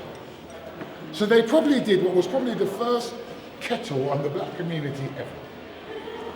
They surrounded us on the estate, or at least they made us feel we were surrounded. We were trying to walk out, and all of a sudden, we were met by all these officers in armed riot gear, right, full, with their long truncheons, long shields. As we came up the estate, they started to pull, get back down in the estate. You're not going nowhere, you're not going nowhere. Get back, you black bastard, back in your hole. We ain't letting you out until you ain't coming out till we tell you to come out. These are the same officers, TSG, SBG, whatever they were calling themselves those days, who had just been beaten in Brixton the week before. So they took a decision that they said in Brixton they'd been chased all over the town. Relton Road, Atlantic Avenue, Cold Harbour Lane, it was everywhere. So they thought if we corral them here, we can control them. We know this because we know what we heard and we learned in the court cases. If we can corral them here, we can control them. Get back there, you black bastard. Yeah, this ain't Brixton. This ain't Brixton. They're coming underneath the walkways. They're coming from the, they're all over. People are screaming, this ain't Brixton. This ain't Brixton. And then they start to get a little beat. Boom, boom, boom. This ain't Brixton. Boom, boom, boom. Shields hitting. Bam, bam, bam. This ain't Brixton. Boom, boom, boom. This ain't Brixton. Get back in there. And they were right. That's the one thing they got right that day. This wasn't Brixton. Within 4 hours, 165 officers were injured. One was dead and killed in the most horrific circumstances. Many of them were brought up and never returned to work again. They were right, this wasn't Brixton. They underestimated the anger of the youths on this estate. They underestimated our anger that you shot a woman in Brixton last week and this week you come to Tottenham, come kill a woman. This was too much for us to bear, it was too much for us to take. We had to stand up, and we did. And as we all know, the media go for the messenger rather than listen to the message. The media go mad. How can this man talk about the police being a bloody good hiding? As if he was gloating. They called him a monkey, they called him a gorilla, they called him an ape, even though he's the leader of municipal authority. They went mad. They said that when we was in Jamaica, we nipped across to Cuba and had guerrilla training. They said we had links to Libya and Gaddafi. They said we had underground tunnels on the estate. They said all these mad things because they couldn't accept that black youths could rise up and beat the might of the British police in the way that we did and give them a bloody good hiding. They went for Bernie, but we loved Bernie because he represented as we wanted him to. And he didn't care that they went for him, he used the moment. He knew now that he'd assuaged our anger that he could send in the cleaners, and that's what he did. He sent in every single cleaner in Haringey to clean up the estate. Go and clean up the estate. Don't let there be no debris for them to use for a second night of writing. Take everything, take everything, take everything. And when the cleaners got to the estate, there was 2,200 police officers stood shoulder to shoulder. This is another one. And when they saw the cleaners, they moved out of the way. Clean that, clean that. You missed a bit. Take that, take that. And the cleaners did a fantastic job. And this is what the mainstream media don't tell you. This goes down as a debacle in the history of British policing. This goes down as the biggest fuck-up in the history of British policing. The biggest fuck-up in the history of the Metropolitan Police Service. They just allowed a crime scene to be totally cleaned. A crime scene where a police officer had been murdered, they allowed it to almost be forensically cleaned because the cleaners weren't playing. Right? And that's what we thought, we laughed. Them fool, Bernie, you're the man. But the police knew, everybody knew. It was like, wow. The police worked out straight away. What? What has Tottenham police done? What? Oh God, what are we going to do now? We've got to send in our hardest bastard. We're going to send in Detective Chief Superintendent Melvin. Melvin, no. Detective Chief Superintendents, they don't investigate. They're the highest ranking, they're normally ministers, they're politicians and managers. But this guy investigated, he was a hard bastard, he had history. There was one time they sent him to Birmingham to bring back a cop killer. The Birmingham police handed over the cop killer, and the cop killer was dead by the time he got to London. That was this guy. This is who they were sending for us. He was their hardest bastard, he really was. So he came, this hard bastard, and the first thing he did was, Tottenham police, get out of here!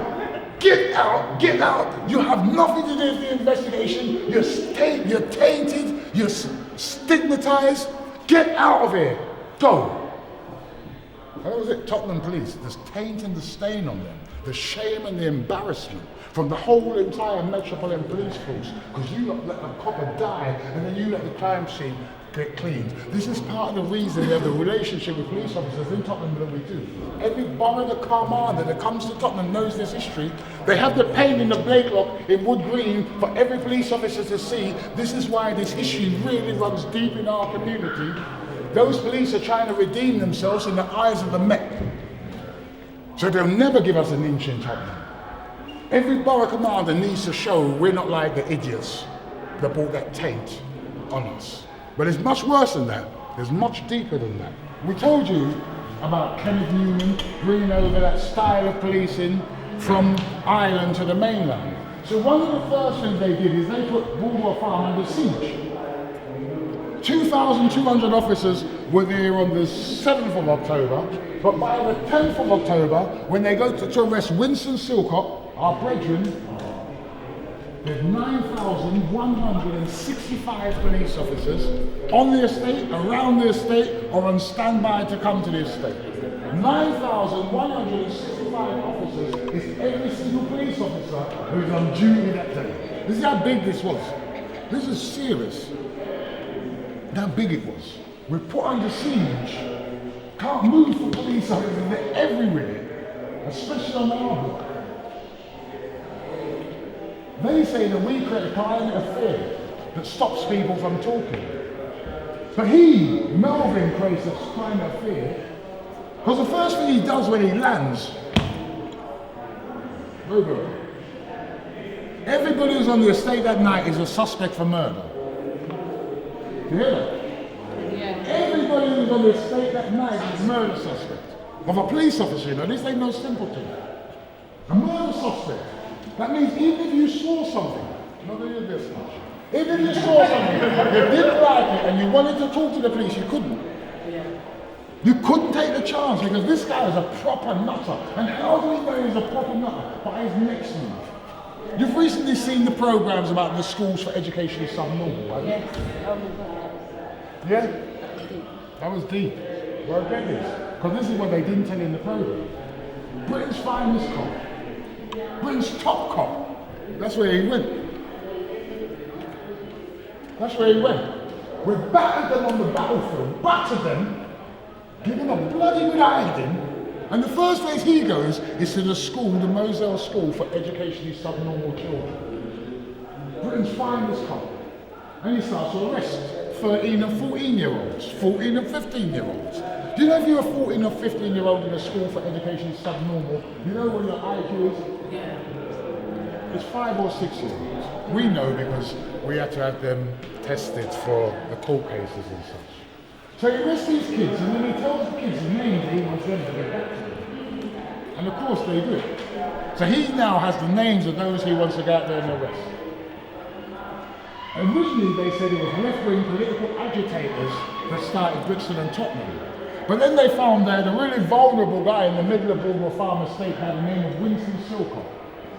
So they decided that Winston's going to be the ringleader, he's going to be the bogeyman, he's going to be the bad man. And they arrest Winston and he's gone. They arrested me on 2 occasions.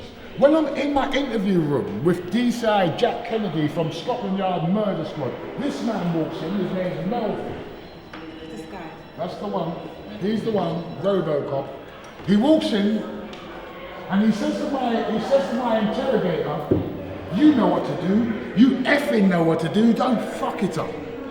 he was he says Winston was the muscles, I've got him. Sticks was the muscle, I've got him. He was and he went to say brains and he choked on that word because they didn't want to accept that we had any brains, and he slapped on my chair. He said he was the mouth, you know what to do, don't fuck him up. Don't fuck it up. He was telling him to frame me right in front of my face. I said framed Winston Silcock. I was fortunate. I wasn't as vulnerable as Winston or any of the other adults. So I didn't get charged, although I've been arrested for murder a couple of times. That's my lawyer there, right? My civil lawyer, right? So Raju helped me, as he does invariably, to then sue them for their temerity and get an out-of-court settlement, which was an acknowledgement that what they'd done was wrong, right? But they arrested 3 adults and 3 juveniles. 2 of the juveniles came from the school for educationally subnormal kids. The other one wasn't far off, to be quite honest with you. They arrested them and they charged them. This is me outside, this is 1986, March outside Highbury Magistrates Court when they're having the committal proceedings of the Tottenham 6. This man here, I love this photograph, this man here is Bill Silcock. This is the father of Winston Silcock. Now, Bill was a legend in our community. He was a big man. And we always grew up hearing, don't mess with Bill. Bill, they said this man used to go to the Notting Hill riots and he could beat 6 teddy boys with his bare hands on his own. And he invariably did. And because of that, no one messed with him. But in this photograph, if you look good, he's crying like a baby. Because they're taking away his son and there's nothing he can do. His physical prowess means nothing. He's weak. Weak as we all were in that moment. But we weren't that weak, we carried on campaigning. Again, give thanks to Brother Bernie Grant. He gave us resources, he gave us staff. In these days, some of you might remember, local authorities used to have police monitoring units. Local authorities used to have police monitoring units. That's because they knew police were corrupt. Islington had it, Camden had it, Haringey had it, Lamberford had it, all the radical ones had them. They didn't do away with police monitoring units because all of a sudden the police stopped being corrupt. They did away with them because of cuts. Right? They're forced to do away with it because of cuts. These were non-statutory provisions. So they did away with it because of cuts. Well, they knew that the police were corrupt. So we had Bernie, he gave us staff who helped us. He gave us resources, he gave us money, but more than that, he created a political platform for us to stand on. I think we were the first community out of all of the uprisings where we stood on platforms. I shared platforms with Arthur Scargill, I shared platforms with Tony Benn, I shared platforms with Red Ken when he was Red. I've been into the House of Commons and hung out with him. Even Tony Benn has written about us in his memoirs. So Bernie helped to politicise us. And that politicisation meant that the police couldn't come and trouble people like me. Right? And that politicisation is why we're here today, to be able to tell the story in the way that we're able to tell the story. So God bless that man called Bernie Grant. Right?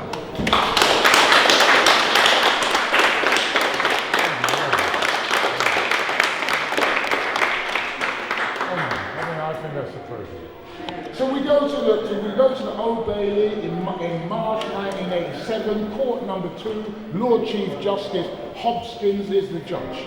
And this is the thing now, we call it the show trials. I actually get arrested on the day that the show trials begin because we're giving out pamphlets, we call it the show trials. Now you tell us if we're not right. This is what happens inside this trial.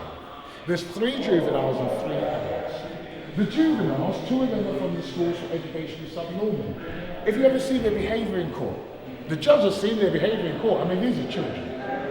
They're there with social workers and they're laying all. If you ever see how their behaviour is like, rah. There's no decorum. Do you know where you are? Do you know the impact of what's going to happen to you in this place? It's clear they didn't, and the judge could see. So when their statements were being read out, their statements were making allegation against some of the adults, well, against Winston Silcock. Winston said we was going to saw off his head and put him on the pole. Winston told me to chop. Winston gave me the machete and I came down. This is a little skinny boy. I came down and I put the machete right in the same spot that Winston had previously chopped his copper. Where was that chop? It was in his chest. Later on his show, there's no chops in his chest. Winston sees that I chop him in the chest, and then what does Winston do? He says, nah, No, you have to make your own mark. So then I take the machete and I stab him in the thigh. And it's proven there's no stab in the thigh. So the judge goes mad, he stops the case, he sends out the jury. He says, hang on a second, calls in the policeman. How is it that this boy is telling this fantasy? How is it he's charged on things that we know the facts say didn't happen? And then we start to understand how he's held in duress, he's held naked, they won't let his parents, he's a juvenile, they won't let his appearance in, they bring in people who allow the police to abuse his rights. And the judge goes mad at the policeman, he says, I'm reprimanding you, I'm reporting you, and I'm acquitting the juvenile. He does this on three occasions. On 3 occasions the juveniles get acquitted. That's right. But the adults are there. And every time he acquits the juveniles, this is what he does. He calls back in the jury. He says, you know what you heard the jury say? The juveniles say. And then he said, so let's do a test. Because the trial went on for months. I've been going on for an hour and a bit. So now we're going to do a test. You hear all this stuff I've said to you since the beginning. I want you to unhear. I want you to forget it. And when you've forgotten it, call me and let me know, alright? Because you can't, can you? It's impossible. And that's how the Tottenham 3 get fined guilty. 2 of them are sent to prison, minimum of 20 years, and Winston Silcott's given a minimum of 30 years. But we know cop killers are never going to get out, especially not black cop killers. So we start a campaign. Boardwalk Farm Defence Campaign, I've told you Burn invested enough, and we're fortunate, this is the 80s. This is the time when cause celebs, all these cases, the British criminal justice system is being put through under the microscope. There's all these case celebs, cause celebs, the Birmingham 6, the Guildford 4, the Bridgewater 4, they're all starting to come through the appeal process. And then the Tottenham 3, we beat them. We get to the appeal court in 6 years. Because we've had a test done, it's called the ESDA test. And the ESDA test has proven that the interview that these coppers said they took, where they claim that Winston confessed. And even if you see the confession, it's as dodgy as it comes, we prove that that was not taken contemporaneously. When we get arrested, we're arrested under PACE, the Police and Criminal Evidence Act. It doesn't become law until 1986, but they drive on it in 1985. And part of that is the requirement that notes are taken contemporaneously during the interview. And these notes were clearly taken after the interview had finished. They framed it. And it was obvious. Because when the 3 biggest judges in the land, the 3 top judges in the land, when we go to the Royal Courts of Justice, after the appeal, they look at the evidence and they're like, rah, really? And then they look at Roy Amlott. Roy Amlott, prosecutor. Mr. Amlott, what do you say? Now, Roy Amlott, when we did the Boardwalk Farm Defence Campaign cases, right, anyone come to us and say, Roy Amlott's prosecuting them, we say, rah. Do that good spliff night before you go. And you're not coming home. So no way, you're not coming home. And they didn't come home. This guy was the sharpest guy in their tools. What are you saying, Mr. Amlott? The 3 appeal court judges said, and Mr. Amlott said, my lords, had I been aware of what they did to Winston Silcott, I would not have prosecuted any of the Boardwalk Farm cases. So tainted is how he felt. At the time we thought, yeah, you would say that. But we found out later that he was true to his word. He never prosecuted another case again because he felt so tainted by what this man made him do. He became a human rights lawyer. Now tell me, why is it the great British media doesn't come up with stories? I'll tell you the answer. Right? Because they'd have to reveal corruption. The 3 highest judges in the land look at the evidence and they free Winston Silcott. I'll tell you what happened that day. It's an amazing day. It's a Friday. They look at the evidence, they say, Winston Silcott, you're free. But because you're already in court in prison for another murder, you have to go back to prison. They look at Engin and they look at Mark Braithwaite and Engin Regan, and they say, you know what? It's a bit late in the day now. It's Friday afternoon.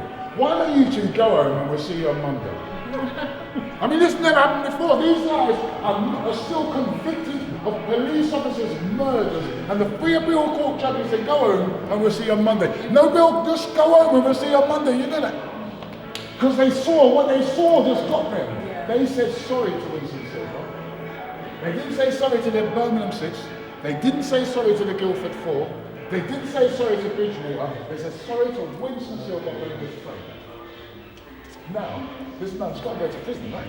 He gets charged, two of them, Detective Chief Superintendent Melvin and Detective Superintendent Dingle, they get charged with perjury and conspiracy to pervert the course of justice and perjury. They've got to get found guilty because the Tottenham fear release. No one's in prison for the copper. They've got to get found guilty, right? No. How? Think about it. How? We say no because we know. How? Let me tell you how.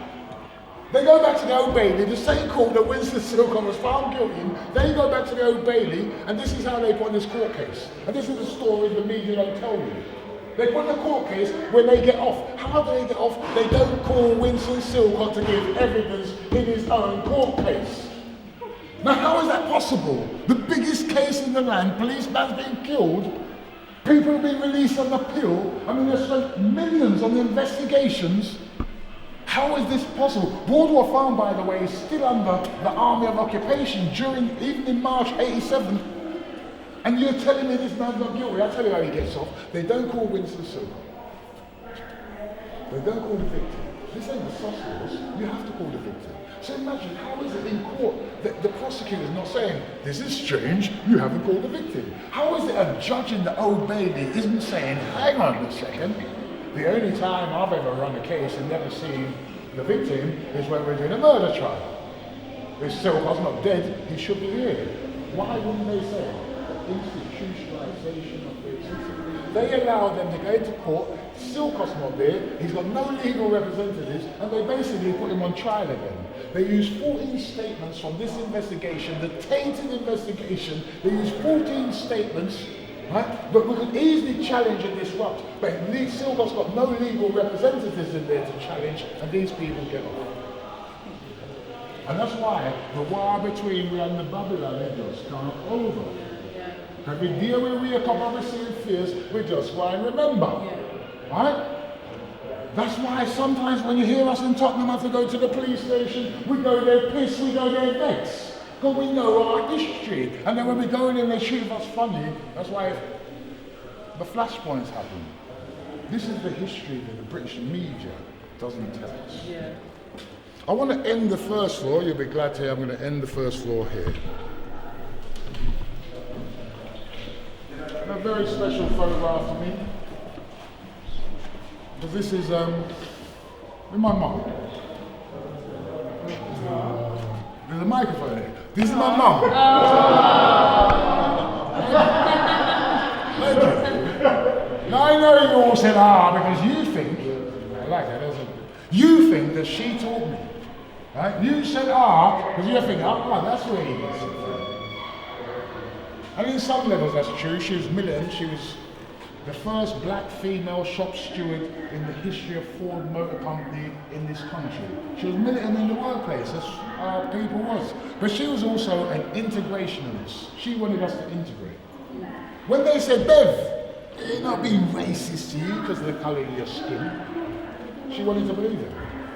It's because you didn't have an English education. It's because you didn't grow up in our society. So she thought, our kids, if we give them the opportunities, they won't be racially discriminated against like us. So she tried to get us to integrate. Obviously, she sent us to school. Right? In 1968, the same year that we've spoken about over and over and over, she sent us to the summer scheme at Risley. Risley School, though, right, was one of the few summer schools she could find. But Risley School was the other side of Tottenham. That's where the races was. That's where all the National Front lived. So we went to this summer scheme, me and Millard, from 8 years to 10. We're the only black boys. We walk in there, I'm a bit excited when I see a ball. Kick the ball. Who tells you to kick my ball, you black bastard? Someone just come up to me and hit me. Millard said, you can't do that. He's like, well, watch this. And the whole entire school, they jumped on us, battered us. The whole entire playground battered us. And then the supervisors took us and put us in a room and closed the door as if we were prisoners, whilst these kids were outside feral. Let us at them. She phoned our mum, you better come and get your kids. And if you don't want them to get beat up, don't send them back here tomorrow. 1968. What could my mum mum do? Take us home. What else could she do? Then she think, oh, where can I send them when there's no problem? I'll send them to church. But the church was in the same area, so we still had to fight them on occasions. We'd bump into them, we had to fight them. Then it's like, she'd ask people, what would we do that would get them into society but not into trouble? Oh, send them to the Cubs. That's really good. They go to the Cubs. There was only black kids there. We still had to fight. They didn't jump us. We had to fight one-on-one. Because it was the Cubs, didn't it? You did it properly. Right? We were top in the sports field and all that. So we were very competitive. So when they said there was this thing called Bobber Job Week, and this is how you see who can raise the most money for the Cub Scouts movement. This is active citizenship. We said, yeah, we're going to be the best.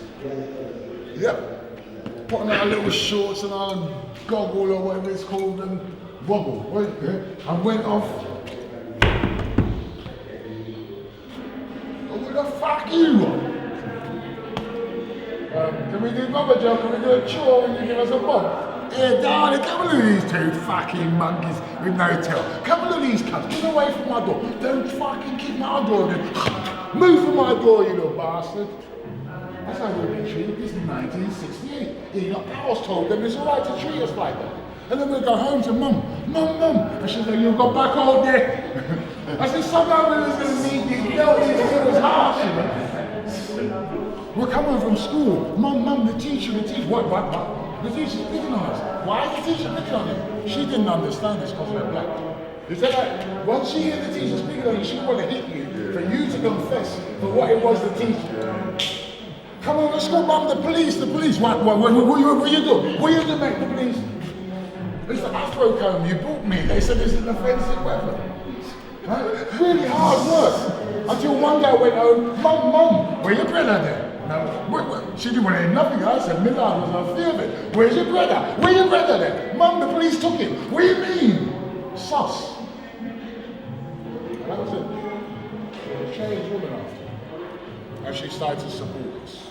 So we put this photograph here so people can see that this notion that we are somehow constitutionally disorderly, right? That we're just constitutionally anti-authority, disposed to be anti-authority. If that were true, she would have passed that to me in her DNA. But I taught her, we taught her. So it may be that what they see is some people are constitutionally predisposed to standing up to oppression. And some of them may happen to be Jamaican, some of them may just happen to be black. But I say, thank God for those people who are willing to stand up and resist. Because God knows what they'd have done to us in this place if we didn't. We're not done yet, you know, and it's so easy. Yeah. This is the 7th decade, so 70 years down. This amazing juxtaposition, 70 years down. This is 2012. This is 1987. We've traveled a whole heap of space in years. Have we traveled any distance in our experience of this system? Have we? No. It's the same thing. We're still struggling for justice. We're still fighting for justice. Now, we're going to go, and we're going to show you what this exhibition is really about. Because in some sense, all of this is just about setting the context. We were invited here because we're working with forensic architecture, and they have the Mark Duggan model. And what we wanted to do was, we'll show you the Duggan model. We weren't even sure if everyone was going to show up to see the Duggan model, because Duggans have been the case that's been drawn out. Duggan might not be a character that easily garners sympathy from people, because we understand that he happened to be committing a crime. He had a gun in the car, and that's anti-community. But we also understand that that's what prisons were for. They could have arrested him, put him to prison. You wouldn't have known his name, Tottenham wouldn't have burned, England wouldn't have burned. That's what prisons are for. So we decided to come in this space and try to get people to really explore and examine what happened to him. But we've decided that what we wanted to do was not look at Duggan in isolation, because that's what the state wants us to do. The state wants us to look at every incident in isolation and act as if somehow this incident here had no connectivity or no connection to those other incidents, and we've refused to do that. So we've come here to show you a real lived community experience. This is a group of people, this is the group you don't want to be a part of. You don't want your loved ones to be a part of. This is called the Gallery of Broken Lives. Alright? Everybody here has been killed by the police. I'm scared of talking about some of them because again, Raji's here and he's probably represented some of them, and I might not get everything perfect. But it's not even about getting things perfect. This is about our narrative and explaining what happened. This is David Alawalu, killed in Leeds, 1968. Police officers chased him into the river. They were convicted, but not found guilty of killing him. Received some paltry sentence. This is Cynthia Jarrett, we spoke about her before. The police said that she died because she just happened to be fat. Kingsley Burrell, I think that Kingsley actually called the police for his own protection, and he ends up being taken to a mental health institution and killed therein. Another one from our community is Joy Gardner. Right? Actually, I should ask people to put up their hands as we go along. Who knows about Joy? Yeah. Hornsey. Alright? Yeah.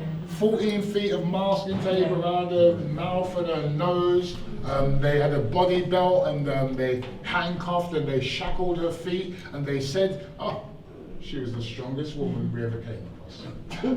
That was the justification. Yeah. They went there with this equipment, you know that? She was the strongest woman we ever came across. And they squeezed the life out of her in front of her young son, Graham, 5 years old, still with us in our community in Tottenham. There's Martha. Wayne Douglas, killed in Brixton. Rashawn Charles. I mean, look, we've said a lot about George Floyd, and a lot needs to be said about George Floyd, and more needs to be said about George Floyd. But I don't see what the difference was between Rashawn Charles and George Floyd, to be quite honest with you. I so too. George Floyd lasted 9 minutes. Rashawn lasted 4.5. Right? George Floyd, there was volume, so we heard him cry for his mum. Rashawn, there was no volume, so we didn't. I think invariably you find that people in those situations wet themselves. Alright? So I don't really see the difference. For some reason, we didn't kick off here in the same way that it kicks off in the States. And this is where we stop. Everyone know this, Manny? Smiley culture. Smiley culture. Everybody knows Smiley, right? Yeah. Yeah, let's see. Smiley culture, police officer not giving a producer. Smiley was a celebrity, make good money, right? Made it out of the hood, didn't live in Brixton, live in gated communities. Surrey or Sussex, I always get them mixed up as down the serious to me. Gated community he lived. He was on some charges. They had him charged and on bail for importations of drugs. Him and some other people, Class A drugs. The police decided they was going to go to his house again, the Metropolitan Police. They said he'd been involved in more drug dealing, so they went to his home. They went to his home and they want us to believe that they didn't handcuff him on a drugs raid. I don't know if you, last year you saw these police out on the street, how they was handling our youngsters out on the road. They stopped the cars, dashed them on the floor, handcuffed them, picked them up before they even tell them why they're stopping and searching. But they want us to believe, no, we didn't handcuff Smiley. Why would we handcuff Smiley? It's Smiley, isn't it? So you're there on a drugs raid and you just allowed him to walk around? Yeah. And what happened? Well, he went in the kitchen to make a cup of coffee. And what happened? Would you believe it? He took a knife out and stabbed himself in the bloody heart, didn't he? No, again, I ask anyone. We have a team of people here from Inquest, the organisation today. They've been dealing with all these inquests. I asked them if they've ever heard there was any inquest with anybody who's ever stabbed themselves in the heart as a way of committing suicide, and they said no. But let's say Smiley did it. You did it, Smiley. The club said you did it. You must do it. Now you'll expect if he did it, they're going to find a ton of cocaine in the fridge afterwards, aren't they? They've got to find something that makes him materially worse off, don't they? There's going to be a reason for him to do that. But they don't find anything. And all his co-defendants get off. So why would he do that? Let's wait till we get to the autopsy and find out. Here we are at the autopsy into the killing, into the death of Smiley culture. So Mr. Police Officer, you didn't handcuff him. No, we didn't. Of course we didn't. It's Smiley. Why would we handcuff Smiley? So what's these marks on his wrist then? Oh.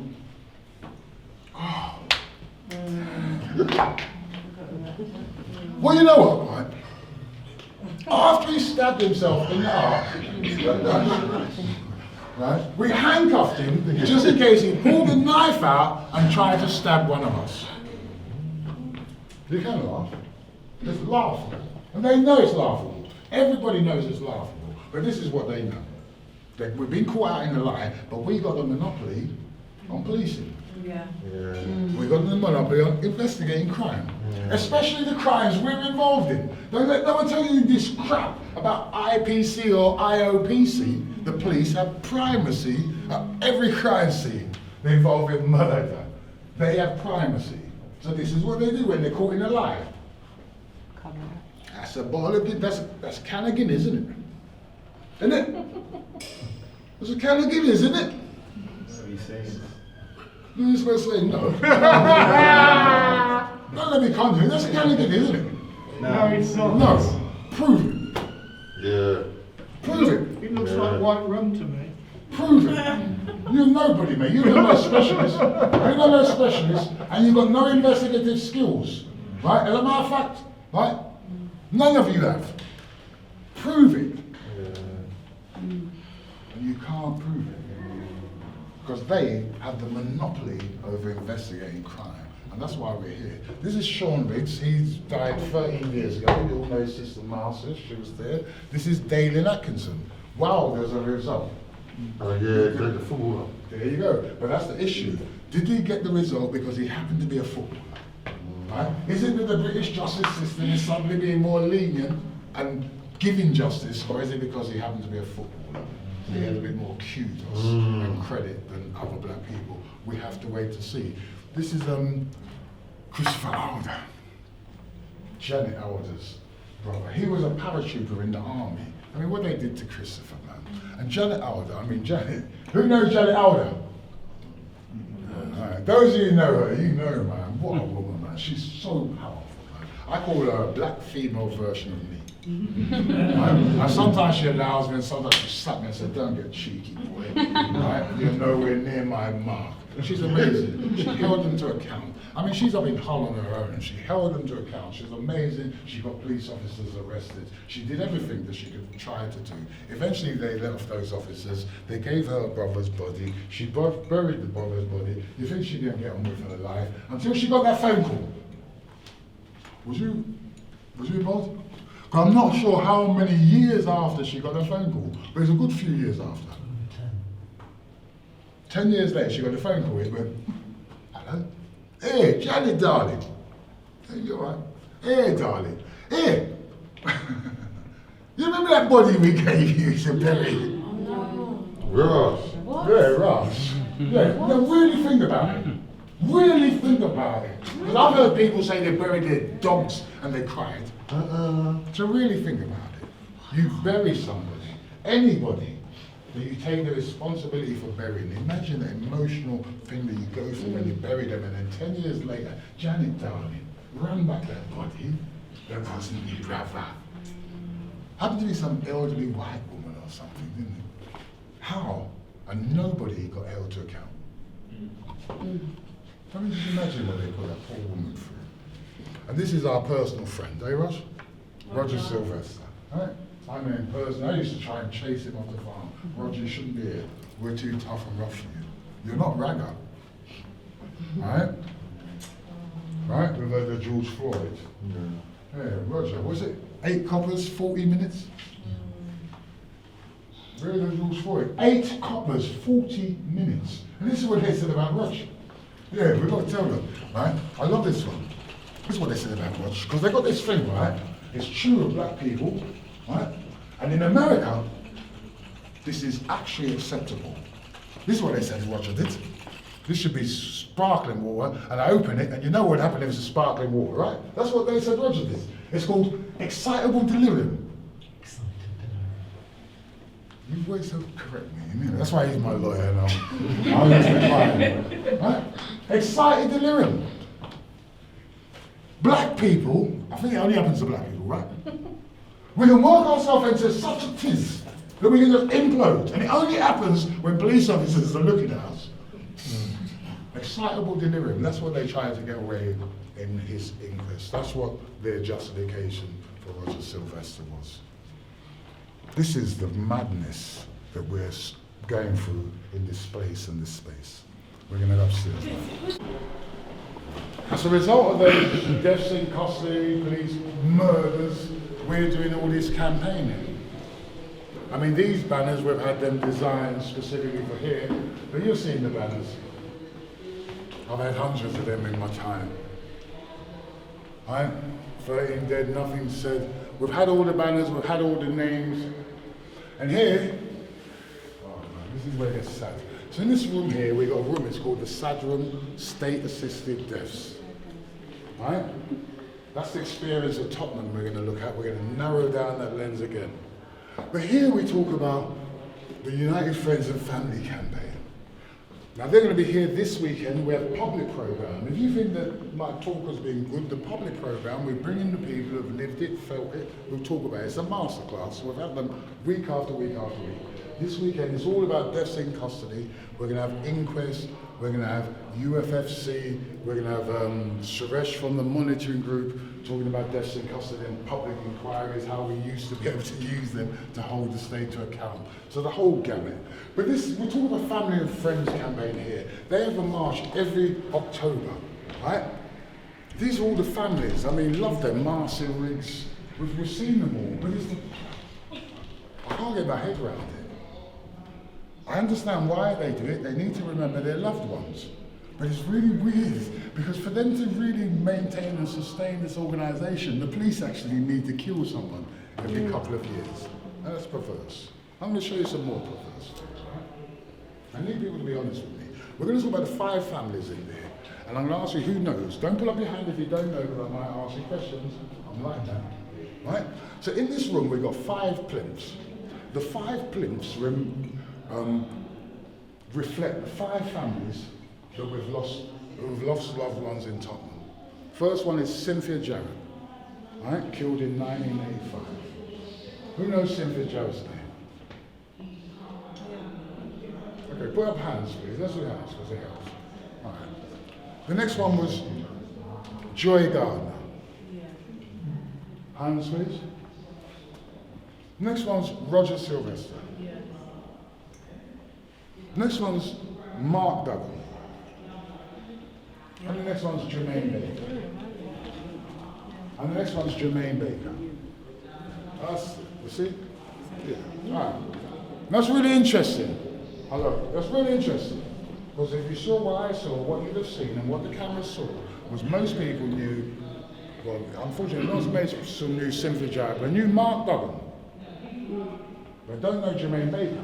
Because Mark Duggan was killed in 2011, but Jermaine Baker was killed in 2014. Jermaine Baker was killed in really similar situations to Mark Duggan. He was in a car with a gun. Actually, his gun wasn't a real gun. The police knew it wasn't a real gun. And they still went in there and they killed him in 2014.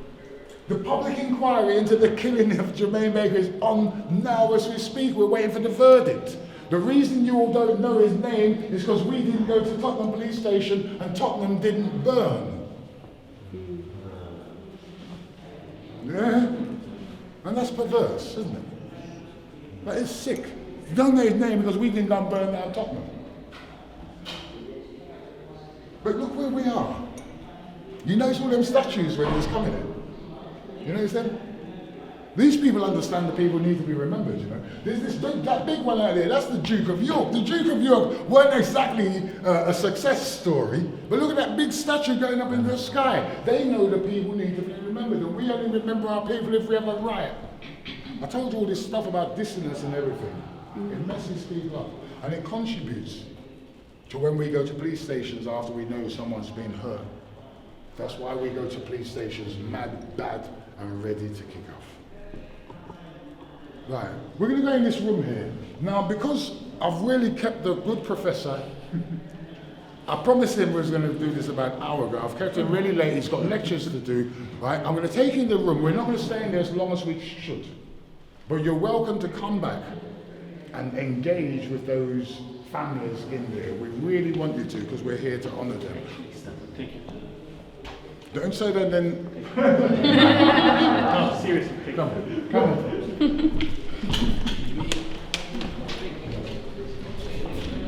Oh, this is great timing. That's the mistake they make with me. We're going to start filming this. Yeah,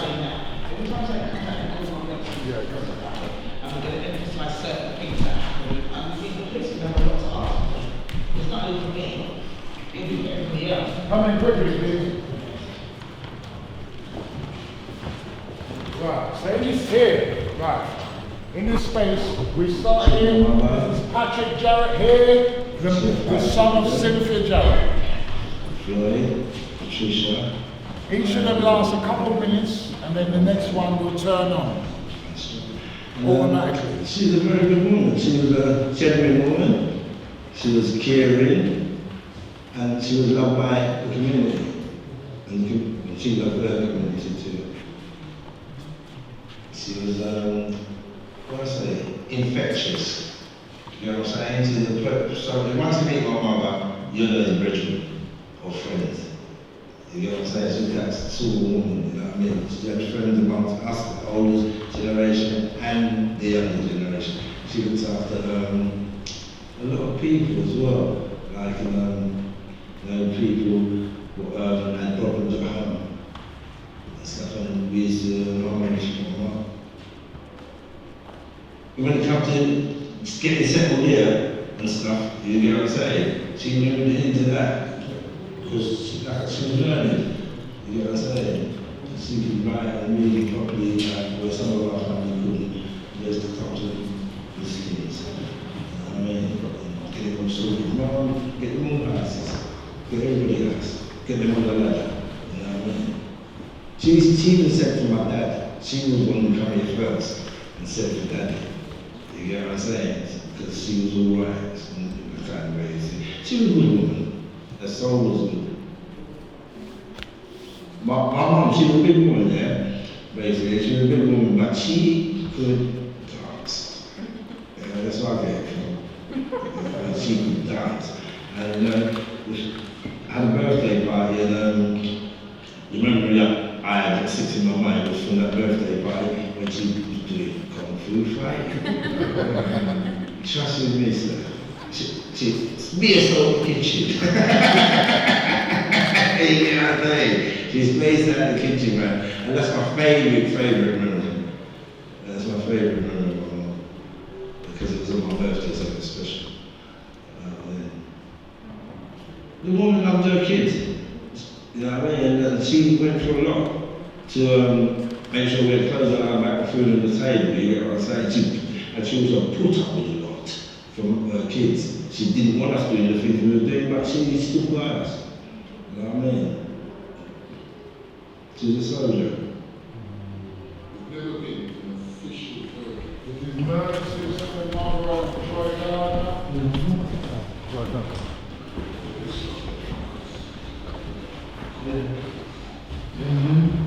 You didn't have any interest.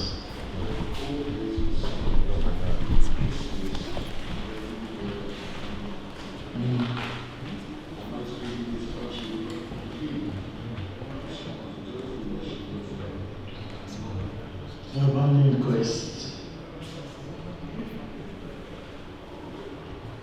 Only when she was a baby, I can remember. Because I left her when she was young. When she was young, she was a beautiful baby. Lovely, everybody loved her. She was fat, very pretty, loving. And I left her with my mom and came to England for a better life for her. She was going to university to further her education. She was happy, loving, caring, very ambitious. She meant the world to me. I'll always remember her. Because she was my first child. And I didn't have a very long time with her. Which is very, very sad. He had a son as well because he was born in this country, and she was always caring for him. Everywhere she went, she took him because she was a loving, caring mother who cared about people. Don't think he can cope.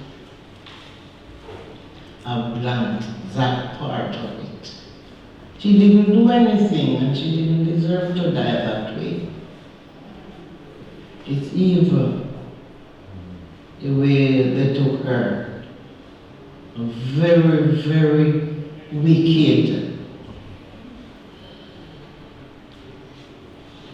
And cried. I remember her like every Mother's Day, Christmas time, her birthday. It had just gone. Last week was would be her birthday. And we always remember her.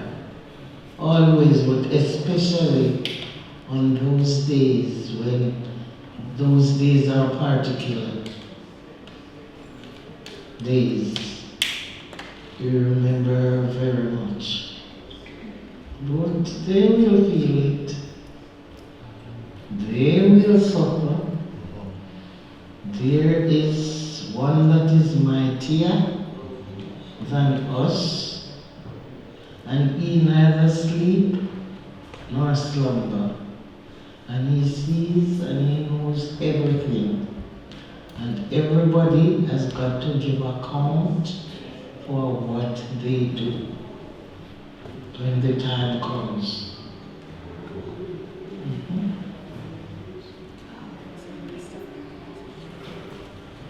His first job was very Right. It's pretty quiet at the beginning, but please listen to my mum. Right? This is Brother Sylvester's brother.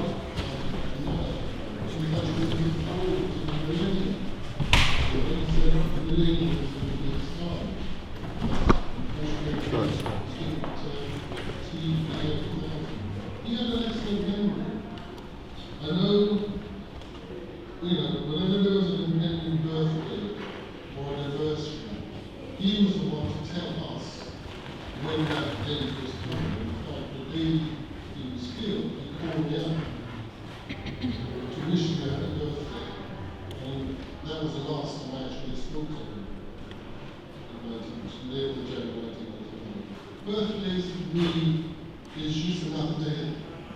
There are times where, especially when we're at critical times, when, for example, he called me at 8:15 in the morning, we received a call from our brother later on in the afternoon saying, come, Roger's down at St. Mary's Hospital, come down, they tell me he's not breathing. So 8:30 is a significant time. 9:30, I think when he was actually in St. Anne, allegedly resuscitated him, that was, a critical time. My fondest memory of him was the way he ate at the dinner table. He was left-handed, and so what he used to do, he was to sort of caress the plate, so that it's as though he doesn't want anyone to take his food. He sort of caress the plate and, he would eat his food. And he always used to compliment the cook. He always used to say to Mum, after eating, he said to Mum, that was lovely. Basically, Roger he was empathetic, he was friendly, and he was also a very sociable guy. He loved people. He was a good man. I recall the times with him and Roy, my other brother, who was a Man U supporter, particularly on a Saturday afternoon, when they would argue about the results. And invariably, the conversation would get a bit heated. And Roger would always say to Roy, Ralph, you are bigger than this. Leave it, and he put the phone down. But he was that type of, he didn't like quarrels. You know, wherever there was a quarrel or a dispute, we would go and try to calm people down, try to resolve, you know, whatever was taking place at the time. He was a born-again Christian. I think he found solitude in the faith. I recall visiting him in Somerville Road, and he always had his Bible on Psalm 91, which is his favorite psalm. And I think that psalm is, he that dwelleth in the secret place of the Most High, is a psalm which he was actually putting his faith in. God protected him. You know, him that was permanently open in his room. So he was a man of faith. Us families who have had the love of his time in custody, it's like an initiation. It would become part of a club. And the initiation is to lose the loved one, which is very painful. And we all go through the same experience of fighting for justice, having not to be able to bury a loved one. In our case, we couldn't look at each other. When someone dies, I wouldn't say on the normal surface, but when someone dies, you go through the process of grieving, and you go through the different stages. But when your loved one dies in custody, that grieving process, it doesn't go out the window, it's just extended. You're faced with having to fight to speak the truth. So in a sense, it doesn't suspend your grieving process and look for the truth of what happened.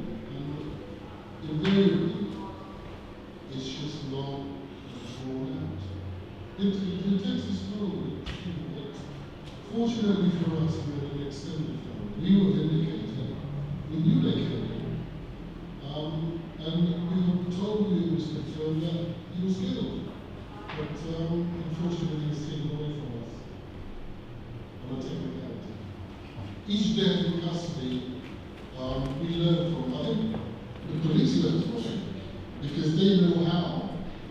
I think to them it's an art form, but for subsequent families, we learn from the experience of previous families. I think that's very important. Getting a law from killing to the powers that be, that's going to be something else. We talk about local Mark. Pamela Dolan, Marlon Mark.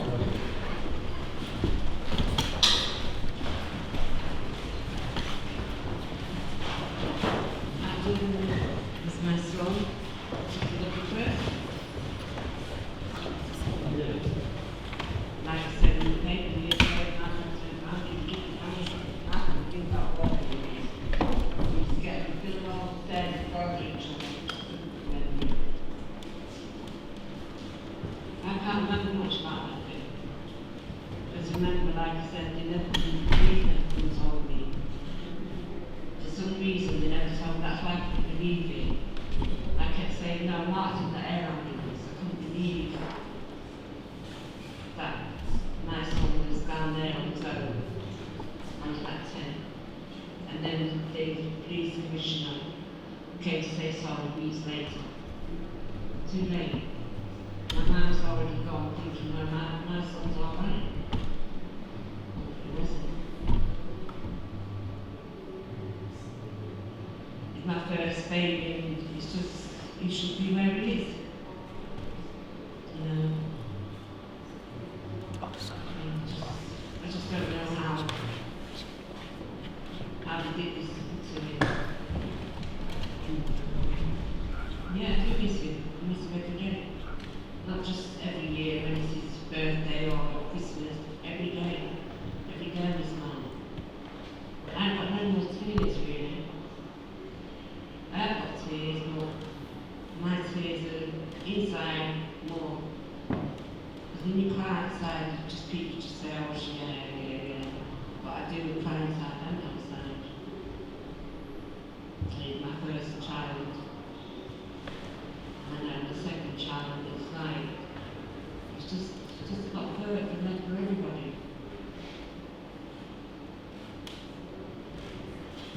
Marlon Smith's mother of the name David. Well, and it's just him.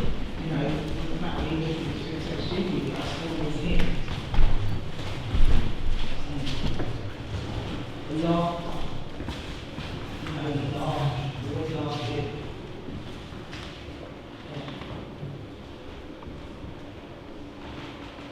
It's hard for me, when I talk about it, I find it really, yeah. When we had the funeral, there was a lot of old people turned up, and I didn't know who there was, right? And they started telling my sister and us, I said, you just come back and carry my bags and all those things. And then one that used to live next door to her, she said, oh God, every day in the summer, he used to come round and open her windows for her, all the windows, because she couldn't do it because of her arthritis, and come back at 7 to close them for her. And he said, oh my God, who's going to go and open my windows now? I have 2 other children. Right, so he was a good brother to them, you know, good grandson, good son, loved us. And he loved my mum, he absolutely adored my mum. And I remember one time he was like away somewhere, we was all somewhere, and he phoned her and she said, oh my God, I need someone to come and get milk. He phoned one of his friends and made him go and take him the milk. Yeah, because he couldn't go and take it. That's how he was, you know, very generous. You know, people loved him. And that's the thing, people did love him, because when you see the funeral, the church people were standing, and I was sort of overwhelmed, you know, like I was grateful for the support, don't get me wrong. I was like, very overwhelmed, it wasn't what I was expecting, you know, like when I went to that church and I saw all their people. Now, at least I think, you know what, you can't be as bad as they tell me. Jermaine was always like the one that would make us laugh. You know, like always smiling. I mean, you've seen the pictures, but mostly he's always smiling. Loved his children. And I always remember the day his daughter was born. He stayed with her, I think the labour was really long, it was about 15 hours, and he stayed with her at his girlfriend's side. And when that baby was born, he cried his eyes out. You know, like, it's like I don't know, he just felt it all with his child. And even now, you know, like, even now, she keeps me going. He was a very loving person, very generous and very loyal. I just miss everything. You know, that's my son.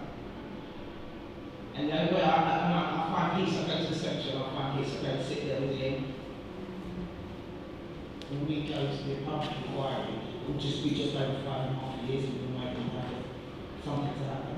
I'm not saying I'm not going to go in positive, we have to have some sort of positivity when we go into there. Well, I'm not saying I don't know how it's going to end, we don't know how it's going to pan out, do we? So we have to just sort of like wait and see, day to day.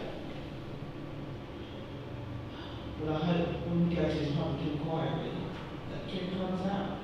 And then these people have integrity and stop making these mistakes over and over and over again, because this is what they're doing. You know, I spoke to somebody the other day, they said there were certain things that happen in certain cases, and they haven't been followed through. The recommendations have been made, and they're still not being followed through. But I will call them out for it. Trust me, that's the mistake that they made with me. I will call them out for it. Every single step this way now, every time it comes out, I'm going to speak to the press about it. I'm going to emphasise certain things that happen, and we, the police, will have a lot to answer for. It's not only for me, it'll be for everybody else. All we can do is hope for the best. Right.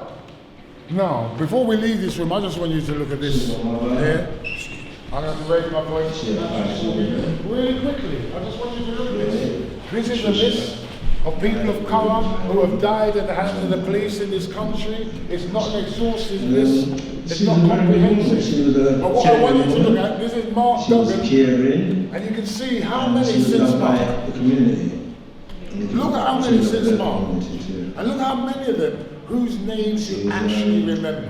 Because we remember the ones you know what I'm saying? To the that the place has burned down from. Too many are being killed, too many are being forgotten, and it's happening too often. And it's happening far more frequently nowadays than it used to happen back in the bad old days. A lot of people as well, like people who had problems at home. So what we hope we showed in that room was the experience of the black community of Tottenham in since 1985 with the killing of Cynthia Joe, 5 people have been killed at the hands of the police. Only one of them, and we had an inquest jury come back and say lawful killing. So from here on in, what we're going to do, what we're going to examine and what we're going to look at is exactly what lawful killing really means. We're going to look at some close detail. First and foremost, we want to look at what happened in the immediate aftermath of the shooting of Mark Duggan. We know we went to Tottenham police station, we wasn't properly welcomed, the crowd was disrespected just as his parents had been disrespected, the police hadn't gone and given them any information, they didn't deliver the death notice as the law requires them to do. So we went to Tottenham police station and Tottenham burned. Salford burned, Croydon burned, Peckham burned. It's burning all over the place. We had the media talking about anarchy and feral young youth. The media was only taking the government's line. We wasn't allowed to have no alternative narrative. And when some people, like Brother Darkus, you remember this interview, when he came forward and he was only talking about his grandson's experience, they on the BBC accused him of also previously being a rioter. They do this to dismiss his position and any defence that he's making of young people. I really need people to remember these 2 bastards. Theresa May and Boris Johnson, I don't just say that to make points. When I tell you about the history about what these people have done and what these people continue to do, you're going to know. Immediately after the riot, she was the Home Secretary. So this is the time when she's creating the hostile environment. And what they did was, when he came back, he was forced back from his holiday. And when he came back from his holiday, he came back and he blamed the gangsters. He said that the riots were orchestrated by the gangs. So in the 80s, the bogeymen were political activists, but in 2010, they're trying to say that the bogeymen are the gangs. I told you about the othering that we looked at downstairs when they othered the Jamaicans, and now they're othering young people as gangsters. She gives him more power. As Mayor of London, she gives him more power over the police, over the Mayor's Office for Police and Crime, which is MOPAC, right? The Mayor's Office for Police and Crime, they now take responsibility for the police. He brings in 2 deputy mayors for policing during his term in London. One of them's name is Kit Morehouse, the other one's name is Stephen Greenlaw. When you're finished with forensic architecture, I'm going to tell you where these people are and I'm going to tell you what these people are doing. Because some people think that Boris Johnson's a buffoon. But Boris Johnson has run rings around the political classes in this country. And he's setting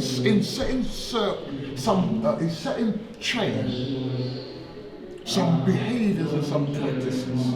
And he's bringing through some legislation that our black youth are paying for today. And if we allow what they've put in place to continue, youth all over this country will be paying for it in much the same way. So, hold on. So, we lost the inquest into the killing of Mark Duggan. The police found that there was, the jury found there was a lawful killing. We don't know how we lost that inquest. People don't understand. You hear about the inquest, you just hear what the police say at the outset. They talk about the salacious allegations, what happened, and then they go away. You don't hear what happens in the inquest. We were there in the inquest. We know that in the inquest, we had IPCC officers who said, police officers told us that the gun was planted. You know the issue of Duggan, right? He had a gun. The issue was, did he come out the car with the gun? Did he have the gun in his hand when he was shot by the police? We say the gun was always in the car. They shot him and then they planted it. We had police officers come to the inquest, and this is what police officers said.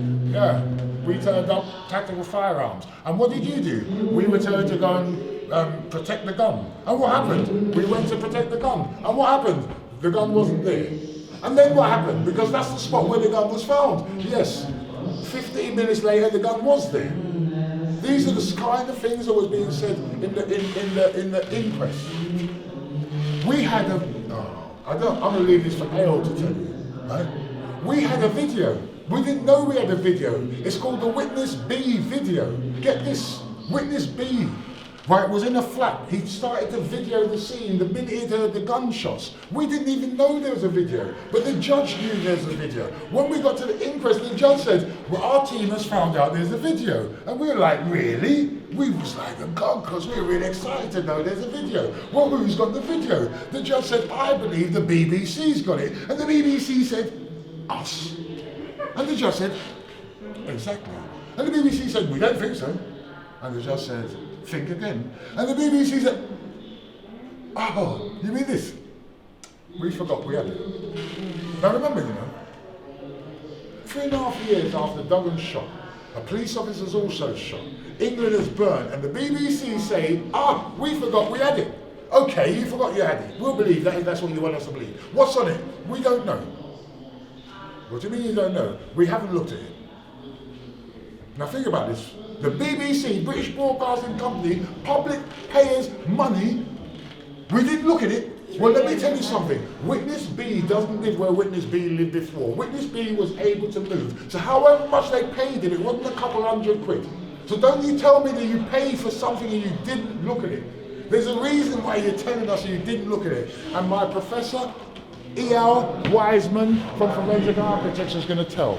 So the family take out a civil action against the police.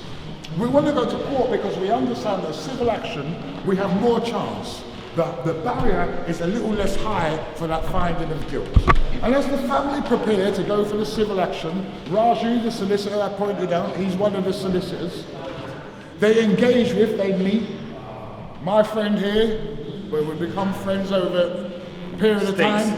You know when they say real recognizes real? Raju, the legal team and forensic architecture, Eyal Weizman, they develop a relationship. And from there, I'm going to let Eyal take the story. Eyal Weizman is the founder and the director of forensic architecture. Eyal, the floor is yours. So forensic architecture has forensic in its title, but actually I think that it's more precise to say that what we do is counter-forensics.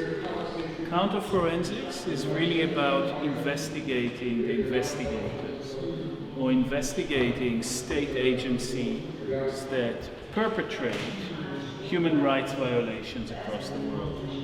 You probably wonder about my accent. I am born in Israel and grew up politically and intellectually in the anti-colonial movement in Israel. That is, I have experience of the kind of repression, state killing, siege, apartheid, not because I experienced it as Palestinian, I'm an Israeli Jew, but because I am part of a society that perpetrate those actions. But within that society, there's also resistance to it. And a group of us, Palestinian and Israelis, understood that what we need against the ongoing denial, and the denial is always a denial of a single act of killing, but in every single act of killing that is denied in Palestine, there's also the denial of the Nakba, that is the denial of colonization and displacement. That means that in forensic architecture, what we do is we try to tie analysis of single cases to the history or to the world that gave rise to them, right? Because single incidents are just, they refract history in a particular way. In their molecular level, you can see the long threads of repression, of colonization, of empire, of racism, etc. And when we were in discussion with the team that represented the family of Mark Duggan, it was, I'm not sure if it was the first or second case we had in the UK, maybe Grenfell, working with the same legal team, was the first. We thought that that is absolutely an incredible case to investigate, because Mark Duggan's, the killing, the shooting to death of Mark Duggan took place within 2 controversial seconds. People do not agree what happened within that second. From the moment Mark Duggan stepped out of the minicab, was driving into Tottenham in a minicab, hard stop, until the moment he's shot the second time, no more than 2 seconds pass. And those 2 seconds are like a gap in the history of London.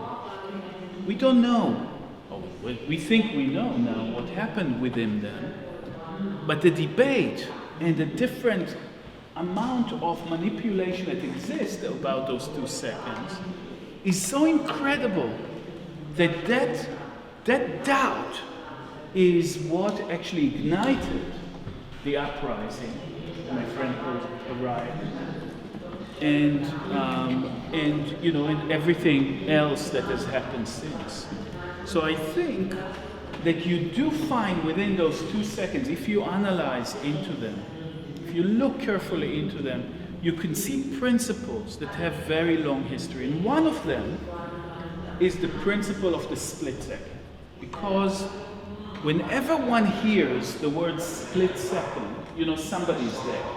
Because that's what the police say as a justification, or almost kind of like the last line of defense when they are accused of shooting somebody that is unarmed, somebody that is innocent, somebody that didn't need to die. They say it was a split-second decision.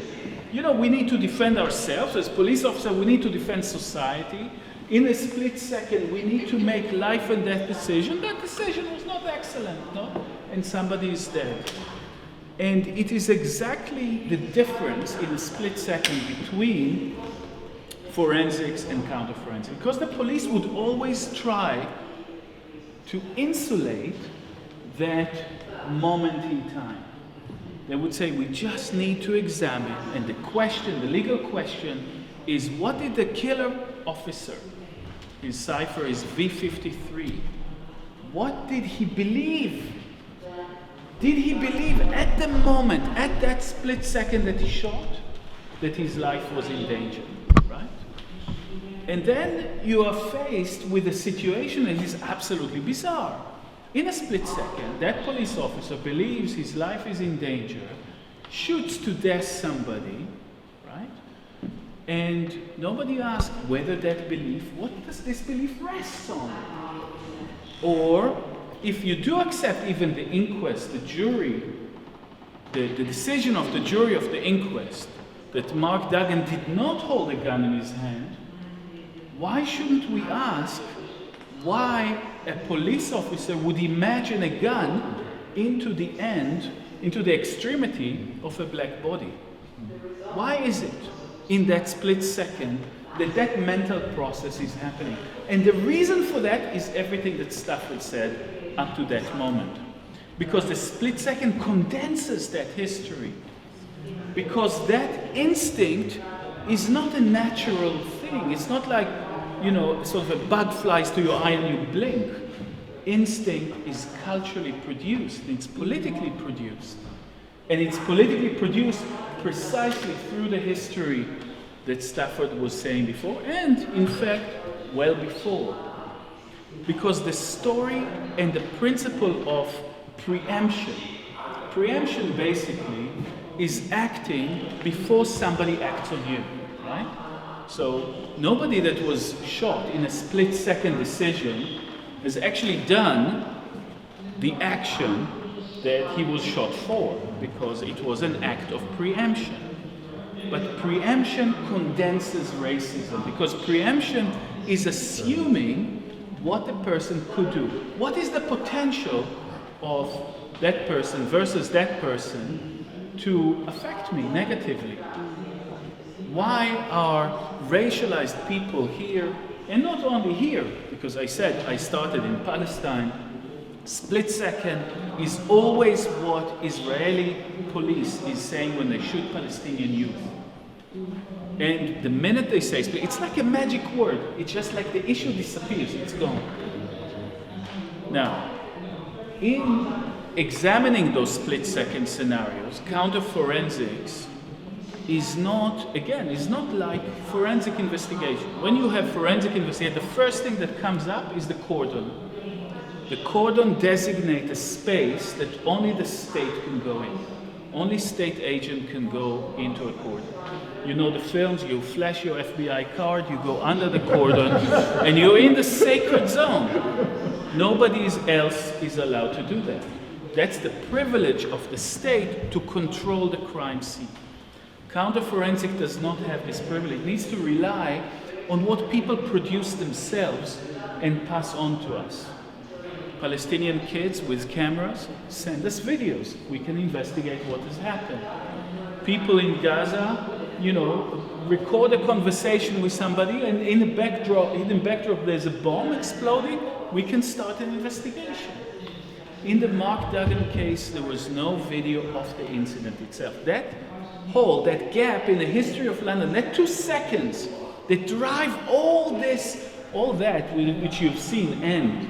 Plus, all that stuff is being driven by like a blink of an eye of 2 seconds that we don't know what, or the kind of the state says there's doubt about what happened. I think our doubt is less big than that in this particular zone. So, so people produce, and I hope all of you, when you see an act of police brutality, you take your cameras, you hold it on. Don't ever stop filming and upload it. Hold it on the police officers, film around yourself until the battery is down, film. Some stuff is going to happen around and outside of Israel. But here we didn't have anything like that. What we have are words.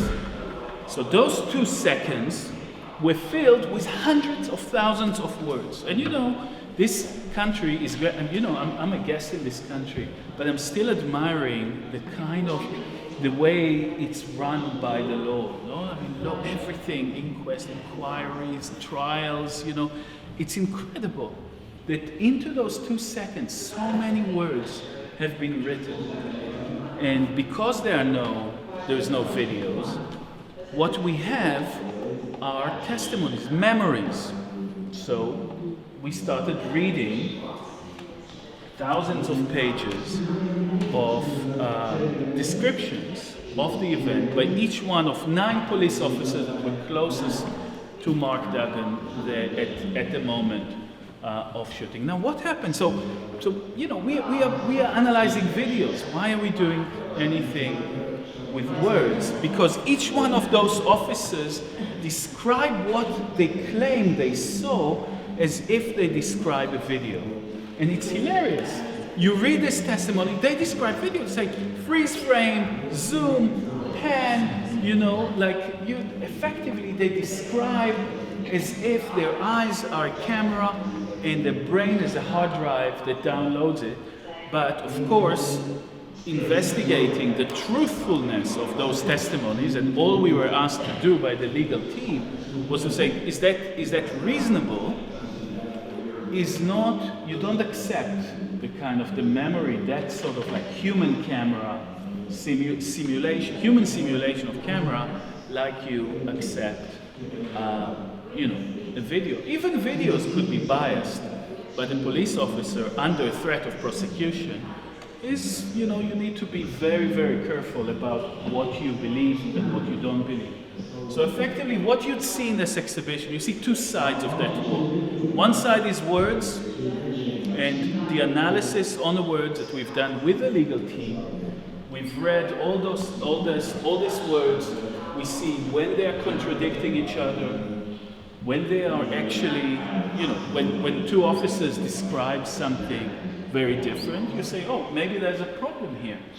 Sometimes they describe things slightly too close together. That if we all have to describe that room, we'll all describe it slightly differently. If we use the same language, you'd say, have we been colluded?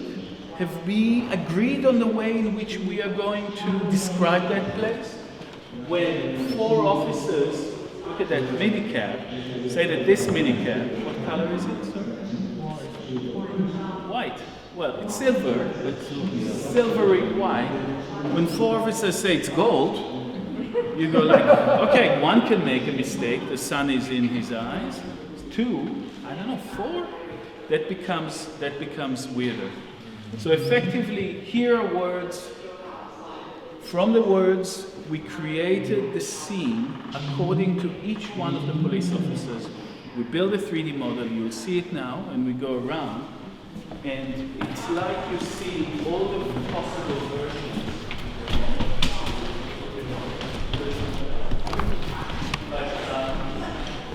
So actually, it's a long film, and I hope you have the patience, and it's also online. This one's in you can watch it. It's online. This is maybe 20-something minutes. It's shorter than Stafford's. It's shorter than how long Stafford takes to explain one photograph. That's how it is. So effectively, what you see here is our analysis of what Stafford said. It's the witness B footage, and there is a technical thing here because the police watchdog, the IDCC, said that video does not, or that video doesn't show that they planted the gun, and therefore, based on the fact it doesn't show that they planted the gun, that scenario that Stafford described, and that we think is the most likely, shooting an innocent person without a gun in his hand, oh shit, where's the gun? The gun is here, put it over there. And then there's a video of police officers supposedly looking for the gun, and the police watchdog said there's no evidence of planting.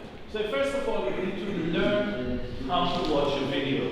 You need to understand what could be seen and what could not be seen. And this is an analysis of that footage, of 7 minutes within that footage. And every time you see a yellow line here, two police officers having physical contact with each other, and we showed about 36 possible bridges between the car and the place in the grass where the gun was found. 36 bridges this is a bridge, right? I'm going to the car, you don't see what I'm doing. I'm meeting one person, that person is meeting another person, and the other person is going to the grass where the gun is found. That's a bridge. That means there is a possibility that the gun was actually planted, but that possibility was discounted. Why? Because the system is wanting to tell you the story that they want. And this is why I completely agree with what Stafford said. We need to take over the means of production, right? That's a kind of like a Marxist slogan, no? The working class need to take over the means of production. We take over the means of evidence production, right? We don't want to be in a position where we need to ask for a transparent or independent investigation. We do it. We want to take over that capacity from the state. We want to break the monopoly of the state over investigation. Look, I've taken too long after, so I don't want to, go further.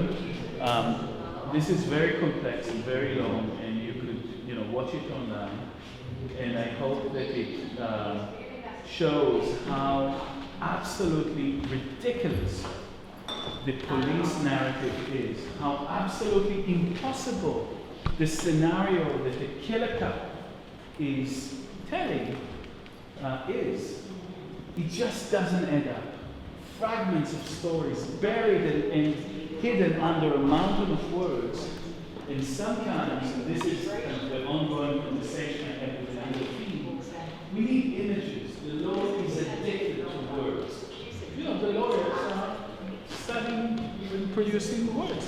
Good, essentially it's a necessary human abstraction, form of human abstraction. But the law needs to also be able to look, to model, to illustrate, to communicate, not only to professionals, but to communicate to the larger public. So I started by saying that counter-forensics need to invade the coordinate area somehow. Something need to lead, something need to porously kind of go through this thing. counter-forensics need to operate also outside of the court, because the court is sometimes not the kind of, it doesn't also have monopoly over justice and over the narrative. And very often, in the place where I come from, definitely, the Israeli legal system is so rigged against Palestinians that you cannot even win a court case. The percentage of conviction, if you're a Palestinian caught in military court, is 99.9%. I mean, basically, everybody gets convicted. I don't even know what's the 0.1 that kind of like is part of this statistics. And that we need to find other fora to present our work and to appeal to the court of public opinion. And to a certain extent, what I absolutely admire about this exhibition that was curated by Kamara and Stafford and Eyal is that they have appropriated, they have completely taken an institution that is used to show art, discursive art, I mean, it's a kind of progressive institution, but still, to show art and to turn it into such a robust place for engaging with facts, with communities, with histories, etc.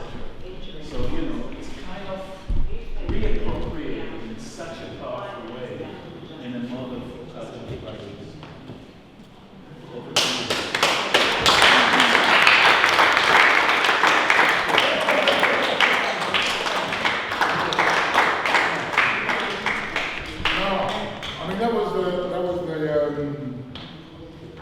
That was just part of the story, to be quite honest. He circumvented much of it. We will be here on the 25th of this month. We've been running a public program all the way through that underpins and extends the range and the depth of the exhibition. And we're going to end the exhibition with Tottenham Weizman forensic architecture, doing all the stuff post the killing of Mark Duggan. We'll have the full forensic architecture model. We'll have the virtual reality goggles. You can put them on and you can literally be in the crime scene. And you can see what we see. Yeah. And it's clear and it's conclusive. Mark Duggan was murdered and they planted the gun. Mark Duggan was murdered and they planted the gun afterwards. And then they went on to do a range of things, right? And this is what I don't understand if you all even know that they've been doing this right in front of your eyes. This is real serious stuff. So I pointed out to you Boris Johnson and Theresa May. Theresa May was the Home Secretary. She gave Boris Johnson some extra powers over police. We're having this campaign that you're all aware of, and we're going mad because what we're saying now is we believe that we've found evidence that Operation Trident, a gang unit that was brought in just to deal with black on black gun crime, we're starting to find evidence that strongly suggests that Trident are involved in corruption. We believe that Trident are taking guns and they're giving guns to sharks. And then when the shark gives the gun to a shrimp, they're arresting, they're arresting the shrimps so that they can keep up their targets. How do we know this? Why do we say this? Because we know that on the days before Duggan goes and collects a gun, they know that a character called Kevin Hutchinson Foster has 3 guns.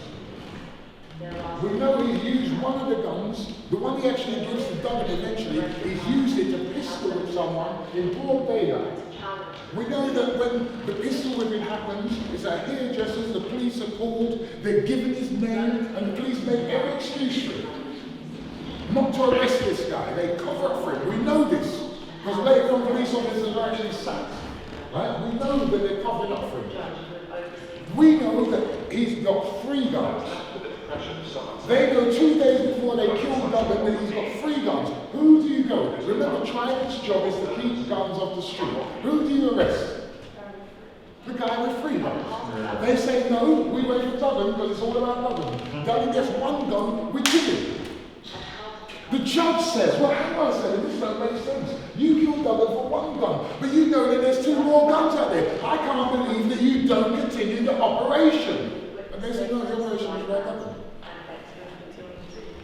So the other 2 guns that's on the street now, the IPCC conduct some fingerprint tests on the guns that they've got, the DNA. They find out the same guy's dabs are in it. They find out that he's the guy that must have bought the gun. They say to the police, look, it's this guy. Go nick him. And I've seen documents where 4 weeks later they're like, rah, the police won't go nick him. We don't understand why. And then when they go back to the police say, oh, we thought you told us that secret. He doesn't get arrested for 90 days, and when he gets arrested, there's no pay. Right? So don't be surprised. But this is what we really want to talk about. So because of this now, we see that they close down Trident as the black on black gun people. They close them down. Trident officers talk about this shock and surprise. It wasn't due to happen. They closed them down in the year when the most gunshots lit on the streets of London. They closed them down because I don't think the Met necessarily knew they was corrupt, and when this blows, they work it out.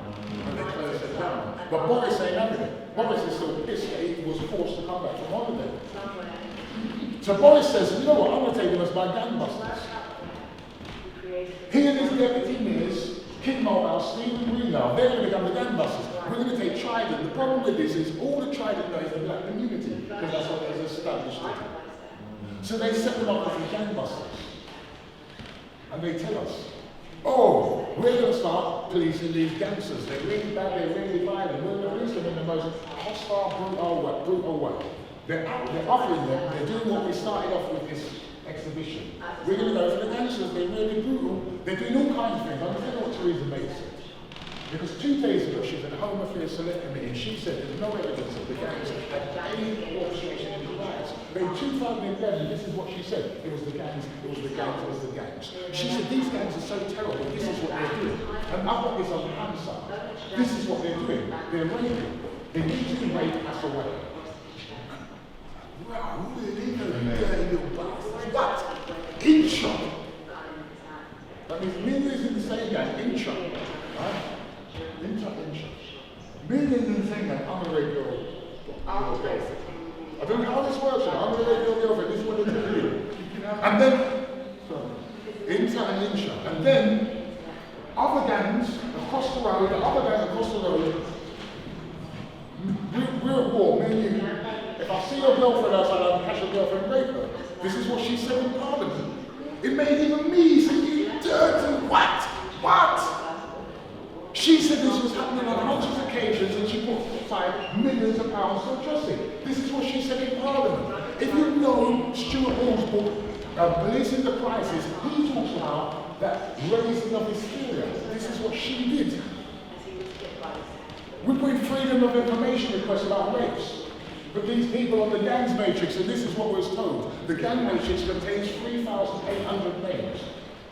Every year, we was given statistics for 5 years, and every year in that 5-year period, 2, 3, 4 rapes. I'm not saying that that's acceptable. But 2, 3, 4, 3,800 people on this list. What she said happened wasn't happening. She knew it wasn't happening. It was the creation of hysteria so that they could go after the gangs. And then after that, what they did is they created the gangs database. And here we have it. Right? They tell us, yo, we've got this gangs database, and we're going after them with everything. Everything. We're doing Achilles heel policing. Now listen to this. This is really taking a piss. Achilles heel policing. What this means is, you see this right here, this big bad gangster, this terror, this demon. We might not be able to catch him for violence. Right, so we use Achilles heel policing, Al Capone style policing. Al Capone, they didn't get into violence, they go for tax evasion. So you see this really terrible gangster, we're going to do it for tax evasion. But you all understand he's a gangster, right? Right? Trust us, we're police officers. If you say he's a gangster, he's a gangster.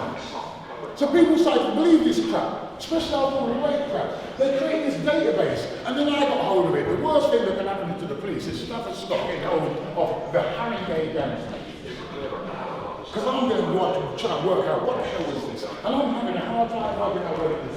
First of all, the colours are wrong. So really, the only colours are here, red, amber, and green. Right?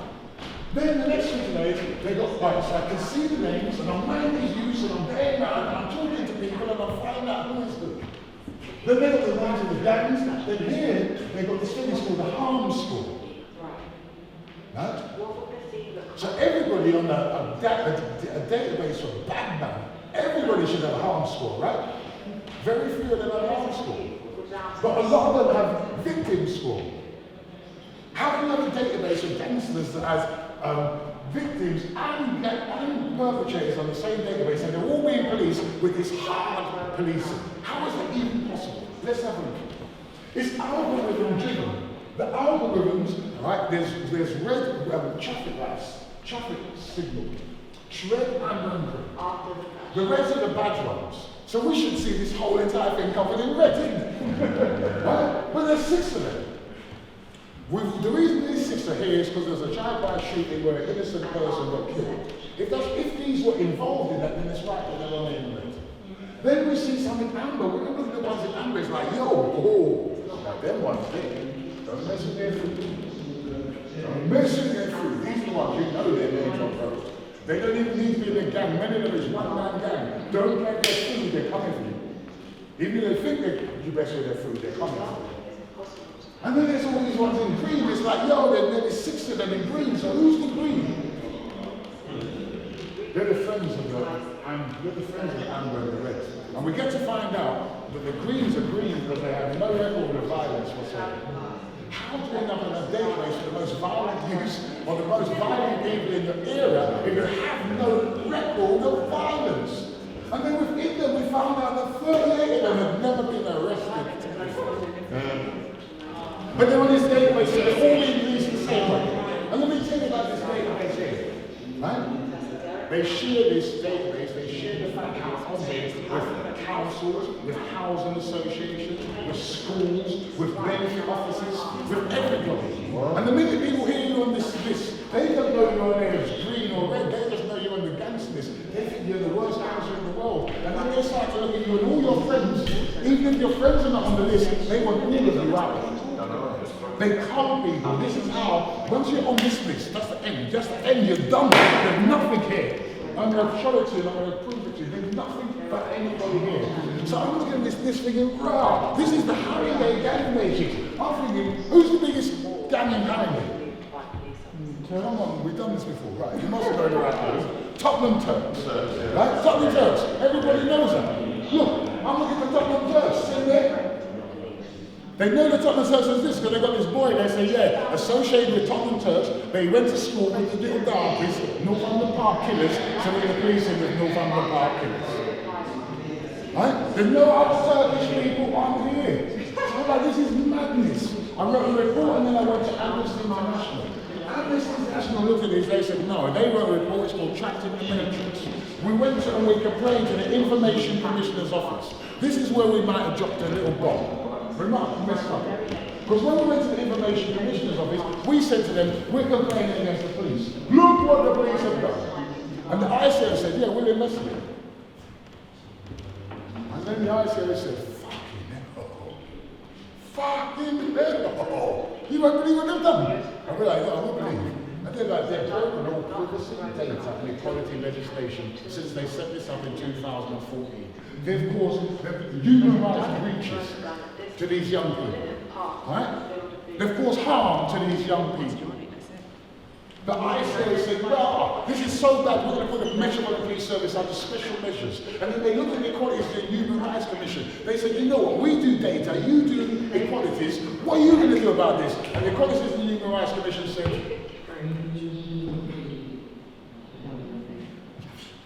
I'm not joking. Because the police said, it would be cool. Will you help us, Equalities and Human Rights Commission? Will you help us get it right? The Equalities and Human Rights Commission said, no. We might have to punish you. So we can't help you get it right. But they didn't punish them either. So they're just sitting on the freaking fence. I mean, it's outrageous.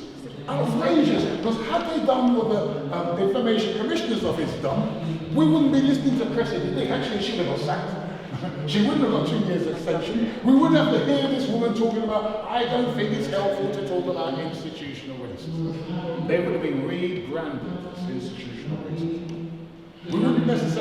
talking about defund the police, but we're talking about different and new ways of controlling the police. And the Equalities and Human Rights Commission sold us out exactly as they've been set up to do.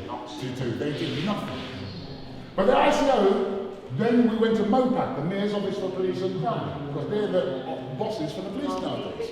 And we got them to admit that black youths, because there's a nation, a London law like one, 3,800 names, 80% of them are black. We said, how many English gangsters are there in London? We know 3,800 on names. How many English gangsters? They said, well, we don't call them English. We talk about it Southern European and Northern European. Right? And I get confused, so you see. But there's only 300 of them. We said, well, how many Chinese gangsters in London? They said 4. We said, we didn't say gangs, we said gangsters. They said, no, it's 4. Family, this is beginning right now, you know. We're finishing right now, you know, family. Right now, seriously. But they said there's 4 gangsters in London. We went to MOPAC. They said the black youths are on here in numbers that are disproportionate to their likely to affect crime.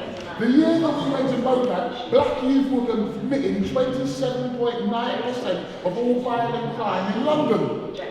You notice it's increased since. This is because they're calling them. They're telling us that we have gangs that are preparing grooming young kids for the gangs. Now, I'm not saying that's not happening. Because they're saying it's happening, it's putting it in people's mind to do it. But the truth is that this system is grooming the kids for the gangs in the first place. Because it's culling them in the schools. It's culling them. Get this. This is what the ICO says. As a result of what we did, they've removed 1,350 names from the Of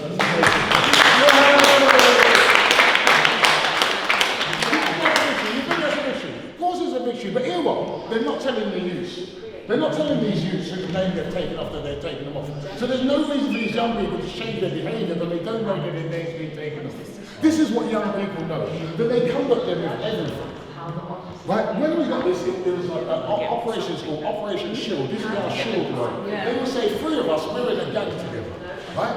This is not joint enterprise. They'll say Staff's a psycho, he's a bad man, you're not so bad, we're all in a gang together.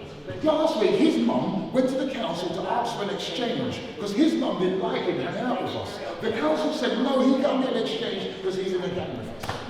She went home to him and she's having a go at him. You're in a gang with Stafford and Raj, you have to leave them. And he's like, Mum, stop blaming me. Everyone blames me. Everyone's on me. I need you to have faith in me. And then he comes out of the flat and he can't stay in there with her. And then he comes downstairs and who's he hang out with? And then the council come with this thing called Operation Shield. This is what they say. We're doing an operation. If Stafford the psycho stabs someone and hurts them, and I do it every week because I'm a psycho, they're going to come at me with fast court justice. Fast track justice is the same justice that they used during the riots. It's where 1,292 people were sent to prison for 1,800 years. That's what they're going to come with me. With you, because you're bad, you're probably on parole, so we'll take your parole. You're not so bad, what can we do? Let's ask one of our agents who we work with. Counsel, what can we do with this fucker? Oh, I know what we can do with this. There's no penalties from the courts. I know what we're going to do. We're going to do it. And his mum, who we wouldn't give an exchange to last week. And it's happened. They've evicted people in these situations. This is what ends up happening. He comes downstairs and he sees us and he says, you know what? You're right, man. It's us 3 against the fucking world. And we believe it because we don't know that other people are being policed like this. When we got to stop them from doing this in Haringey, guess what they did? They said, you think you're good stuff? What's what we're going to do next? What are you going to do next, officer? What's what we're going to do? DVLA, help us out here. The DVLA won't change everybody does this. Wait, run back your driver's license. What do you mean run back your driver's license? The police say you smoke copious amounts of skunk weed. Run back your license. What do you mean you ain't got a license? We say you're provisional, give us that. And then you've got to take a blood test to get it back. And you've got to fill in this form. When last did you take diazepam? When last did you take cocaine? When last did you take heroin? When last did you take crack? Come, no more piss tests to get back your thing. Come and take the blood test. When the ICO saw this is what the ICO said. Right. This is what the ICO says. This is what the ICO says. Rah. Rah. We're going to conduct another investigation. Because we can see that you are targeting young black kids. And when you use a third party, you do so with the intent of causing your target harm. That's deep. And they're carrying out the investigation right now. And that's why Boris Johnson and his government are rushing through the police crime, sentencing and court bill right now. Because in that bill there's a duty to prevent serious violence that puts the police on to manage all of these committees. It brings the sharing of information across the system that means that these kids get identified and tagged as gangsters when they only carry out any little adolescent misbehavior. They get identified as gangsters and kicked out of the system, right? This is what they're going to bring across the whole entire country. The violence that you're seeing in London is going to be across the whole entire country. Black and white communities. And the reason they're doing it is because they're building 6 new prisons, private prisons, right, with G4 and all their shareholder mates are investing. They've been doing this right in front of our eyes. And this is what's fueling the violence that's happening with our young people. So we say this. We start off this exhibition with a question from Kenneth Newman about the Jamaicans being constitutionally disordered. But we ask people to really consider, right? The Civil Report that spoke about international exemplar model, right, of racial equality, is that really true when we can see that since 2011, since the killing of Dublin, 31 black people have died in police custody? I don't know if you all saw the tasing event when they tased my brother, almost killed him just the other day. Yeah. The community issues that we've dealt with always exist. So we say that we've turned this space, this place, into the court of public opinion. We say you're the jury. We say you read and engage with this and then you decide. You make up your mind. Are we constitutionally disorderly? Or are we living in a land that is institutionally racist, that keeps on trying to reinvent itself? Yeah. And in doing so, still denies us the basic semblance of justice. My name is Stafford. I'm the coordinator of Tottenham Rights. I'm one of the co-curators of this exhibition. I thank you for your time.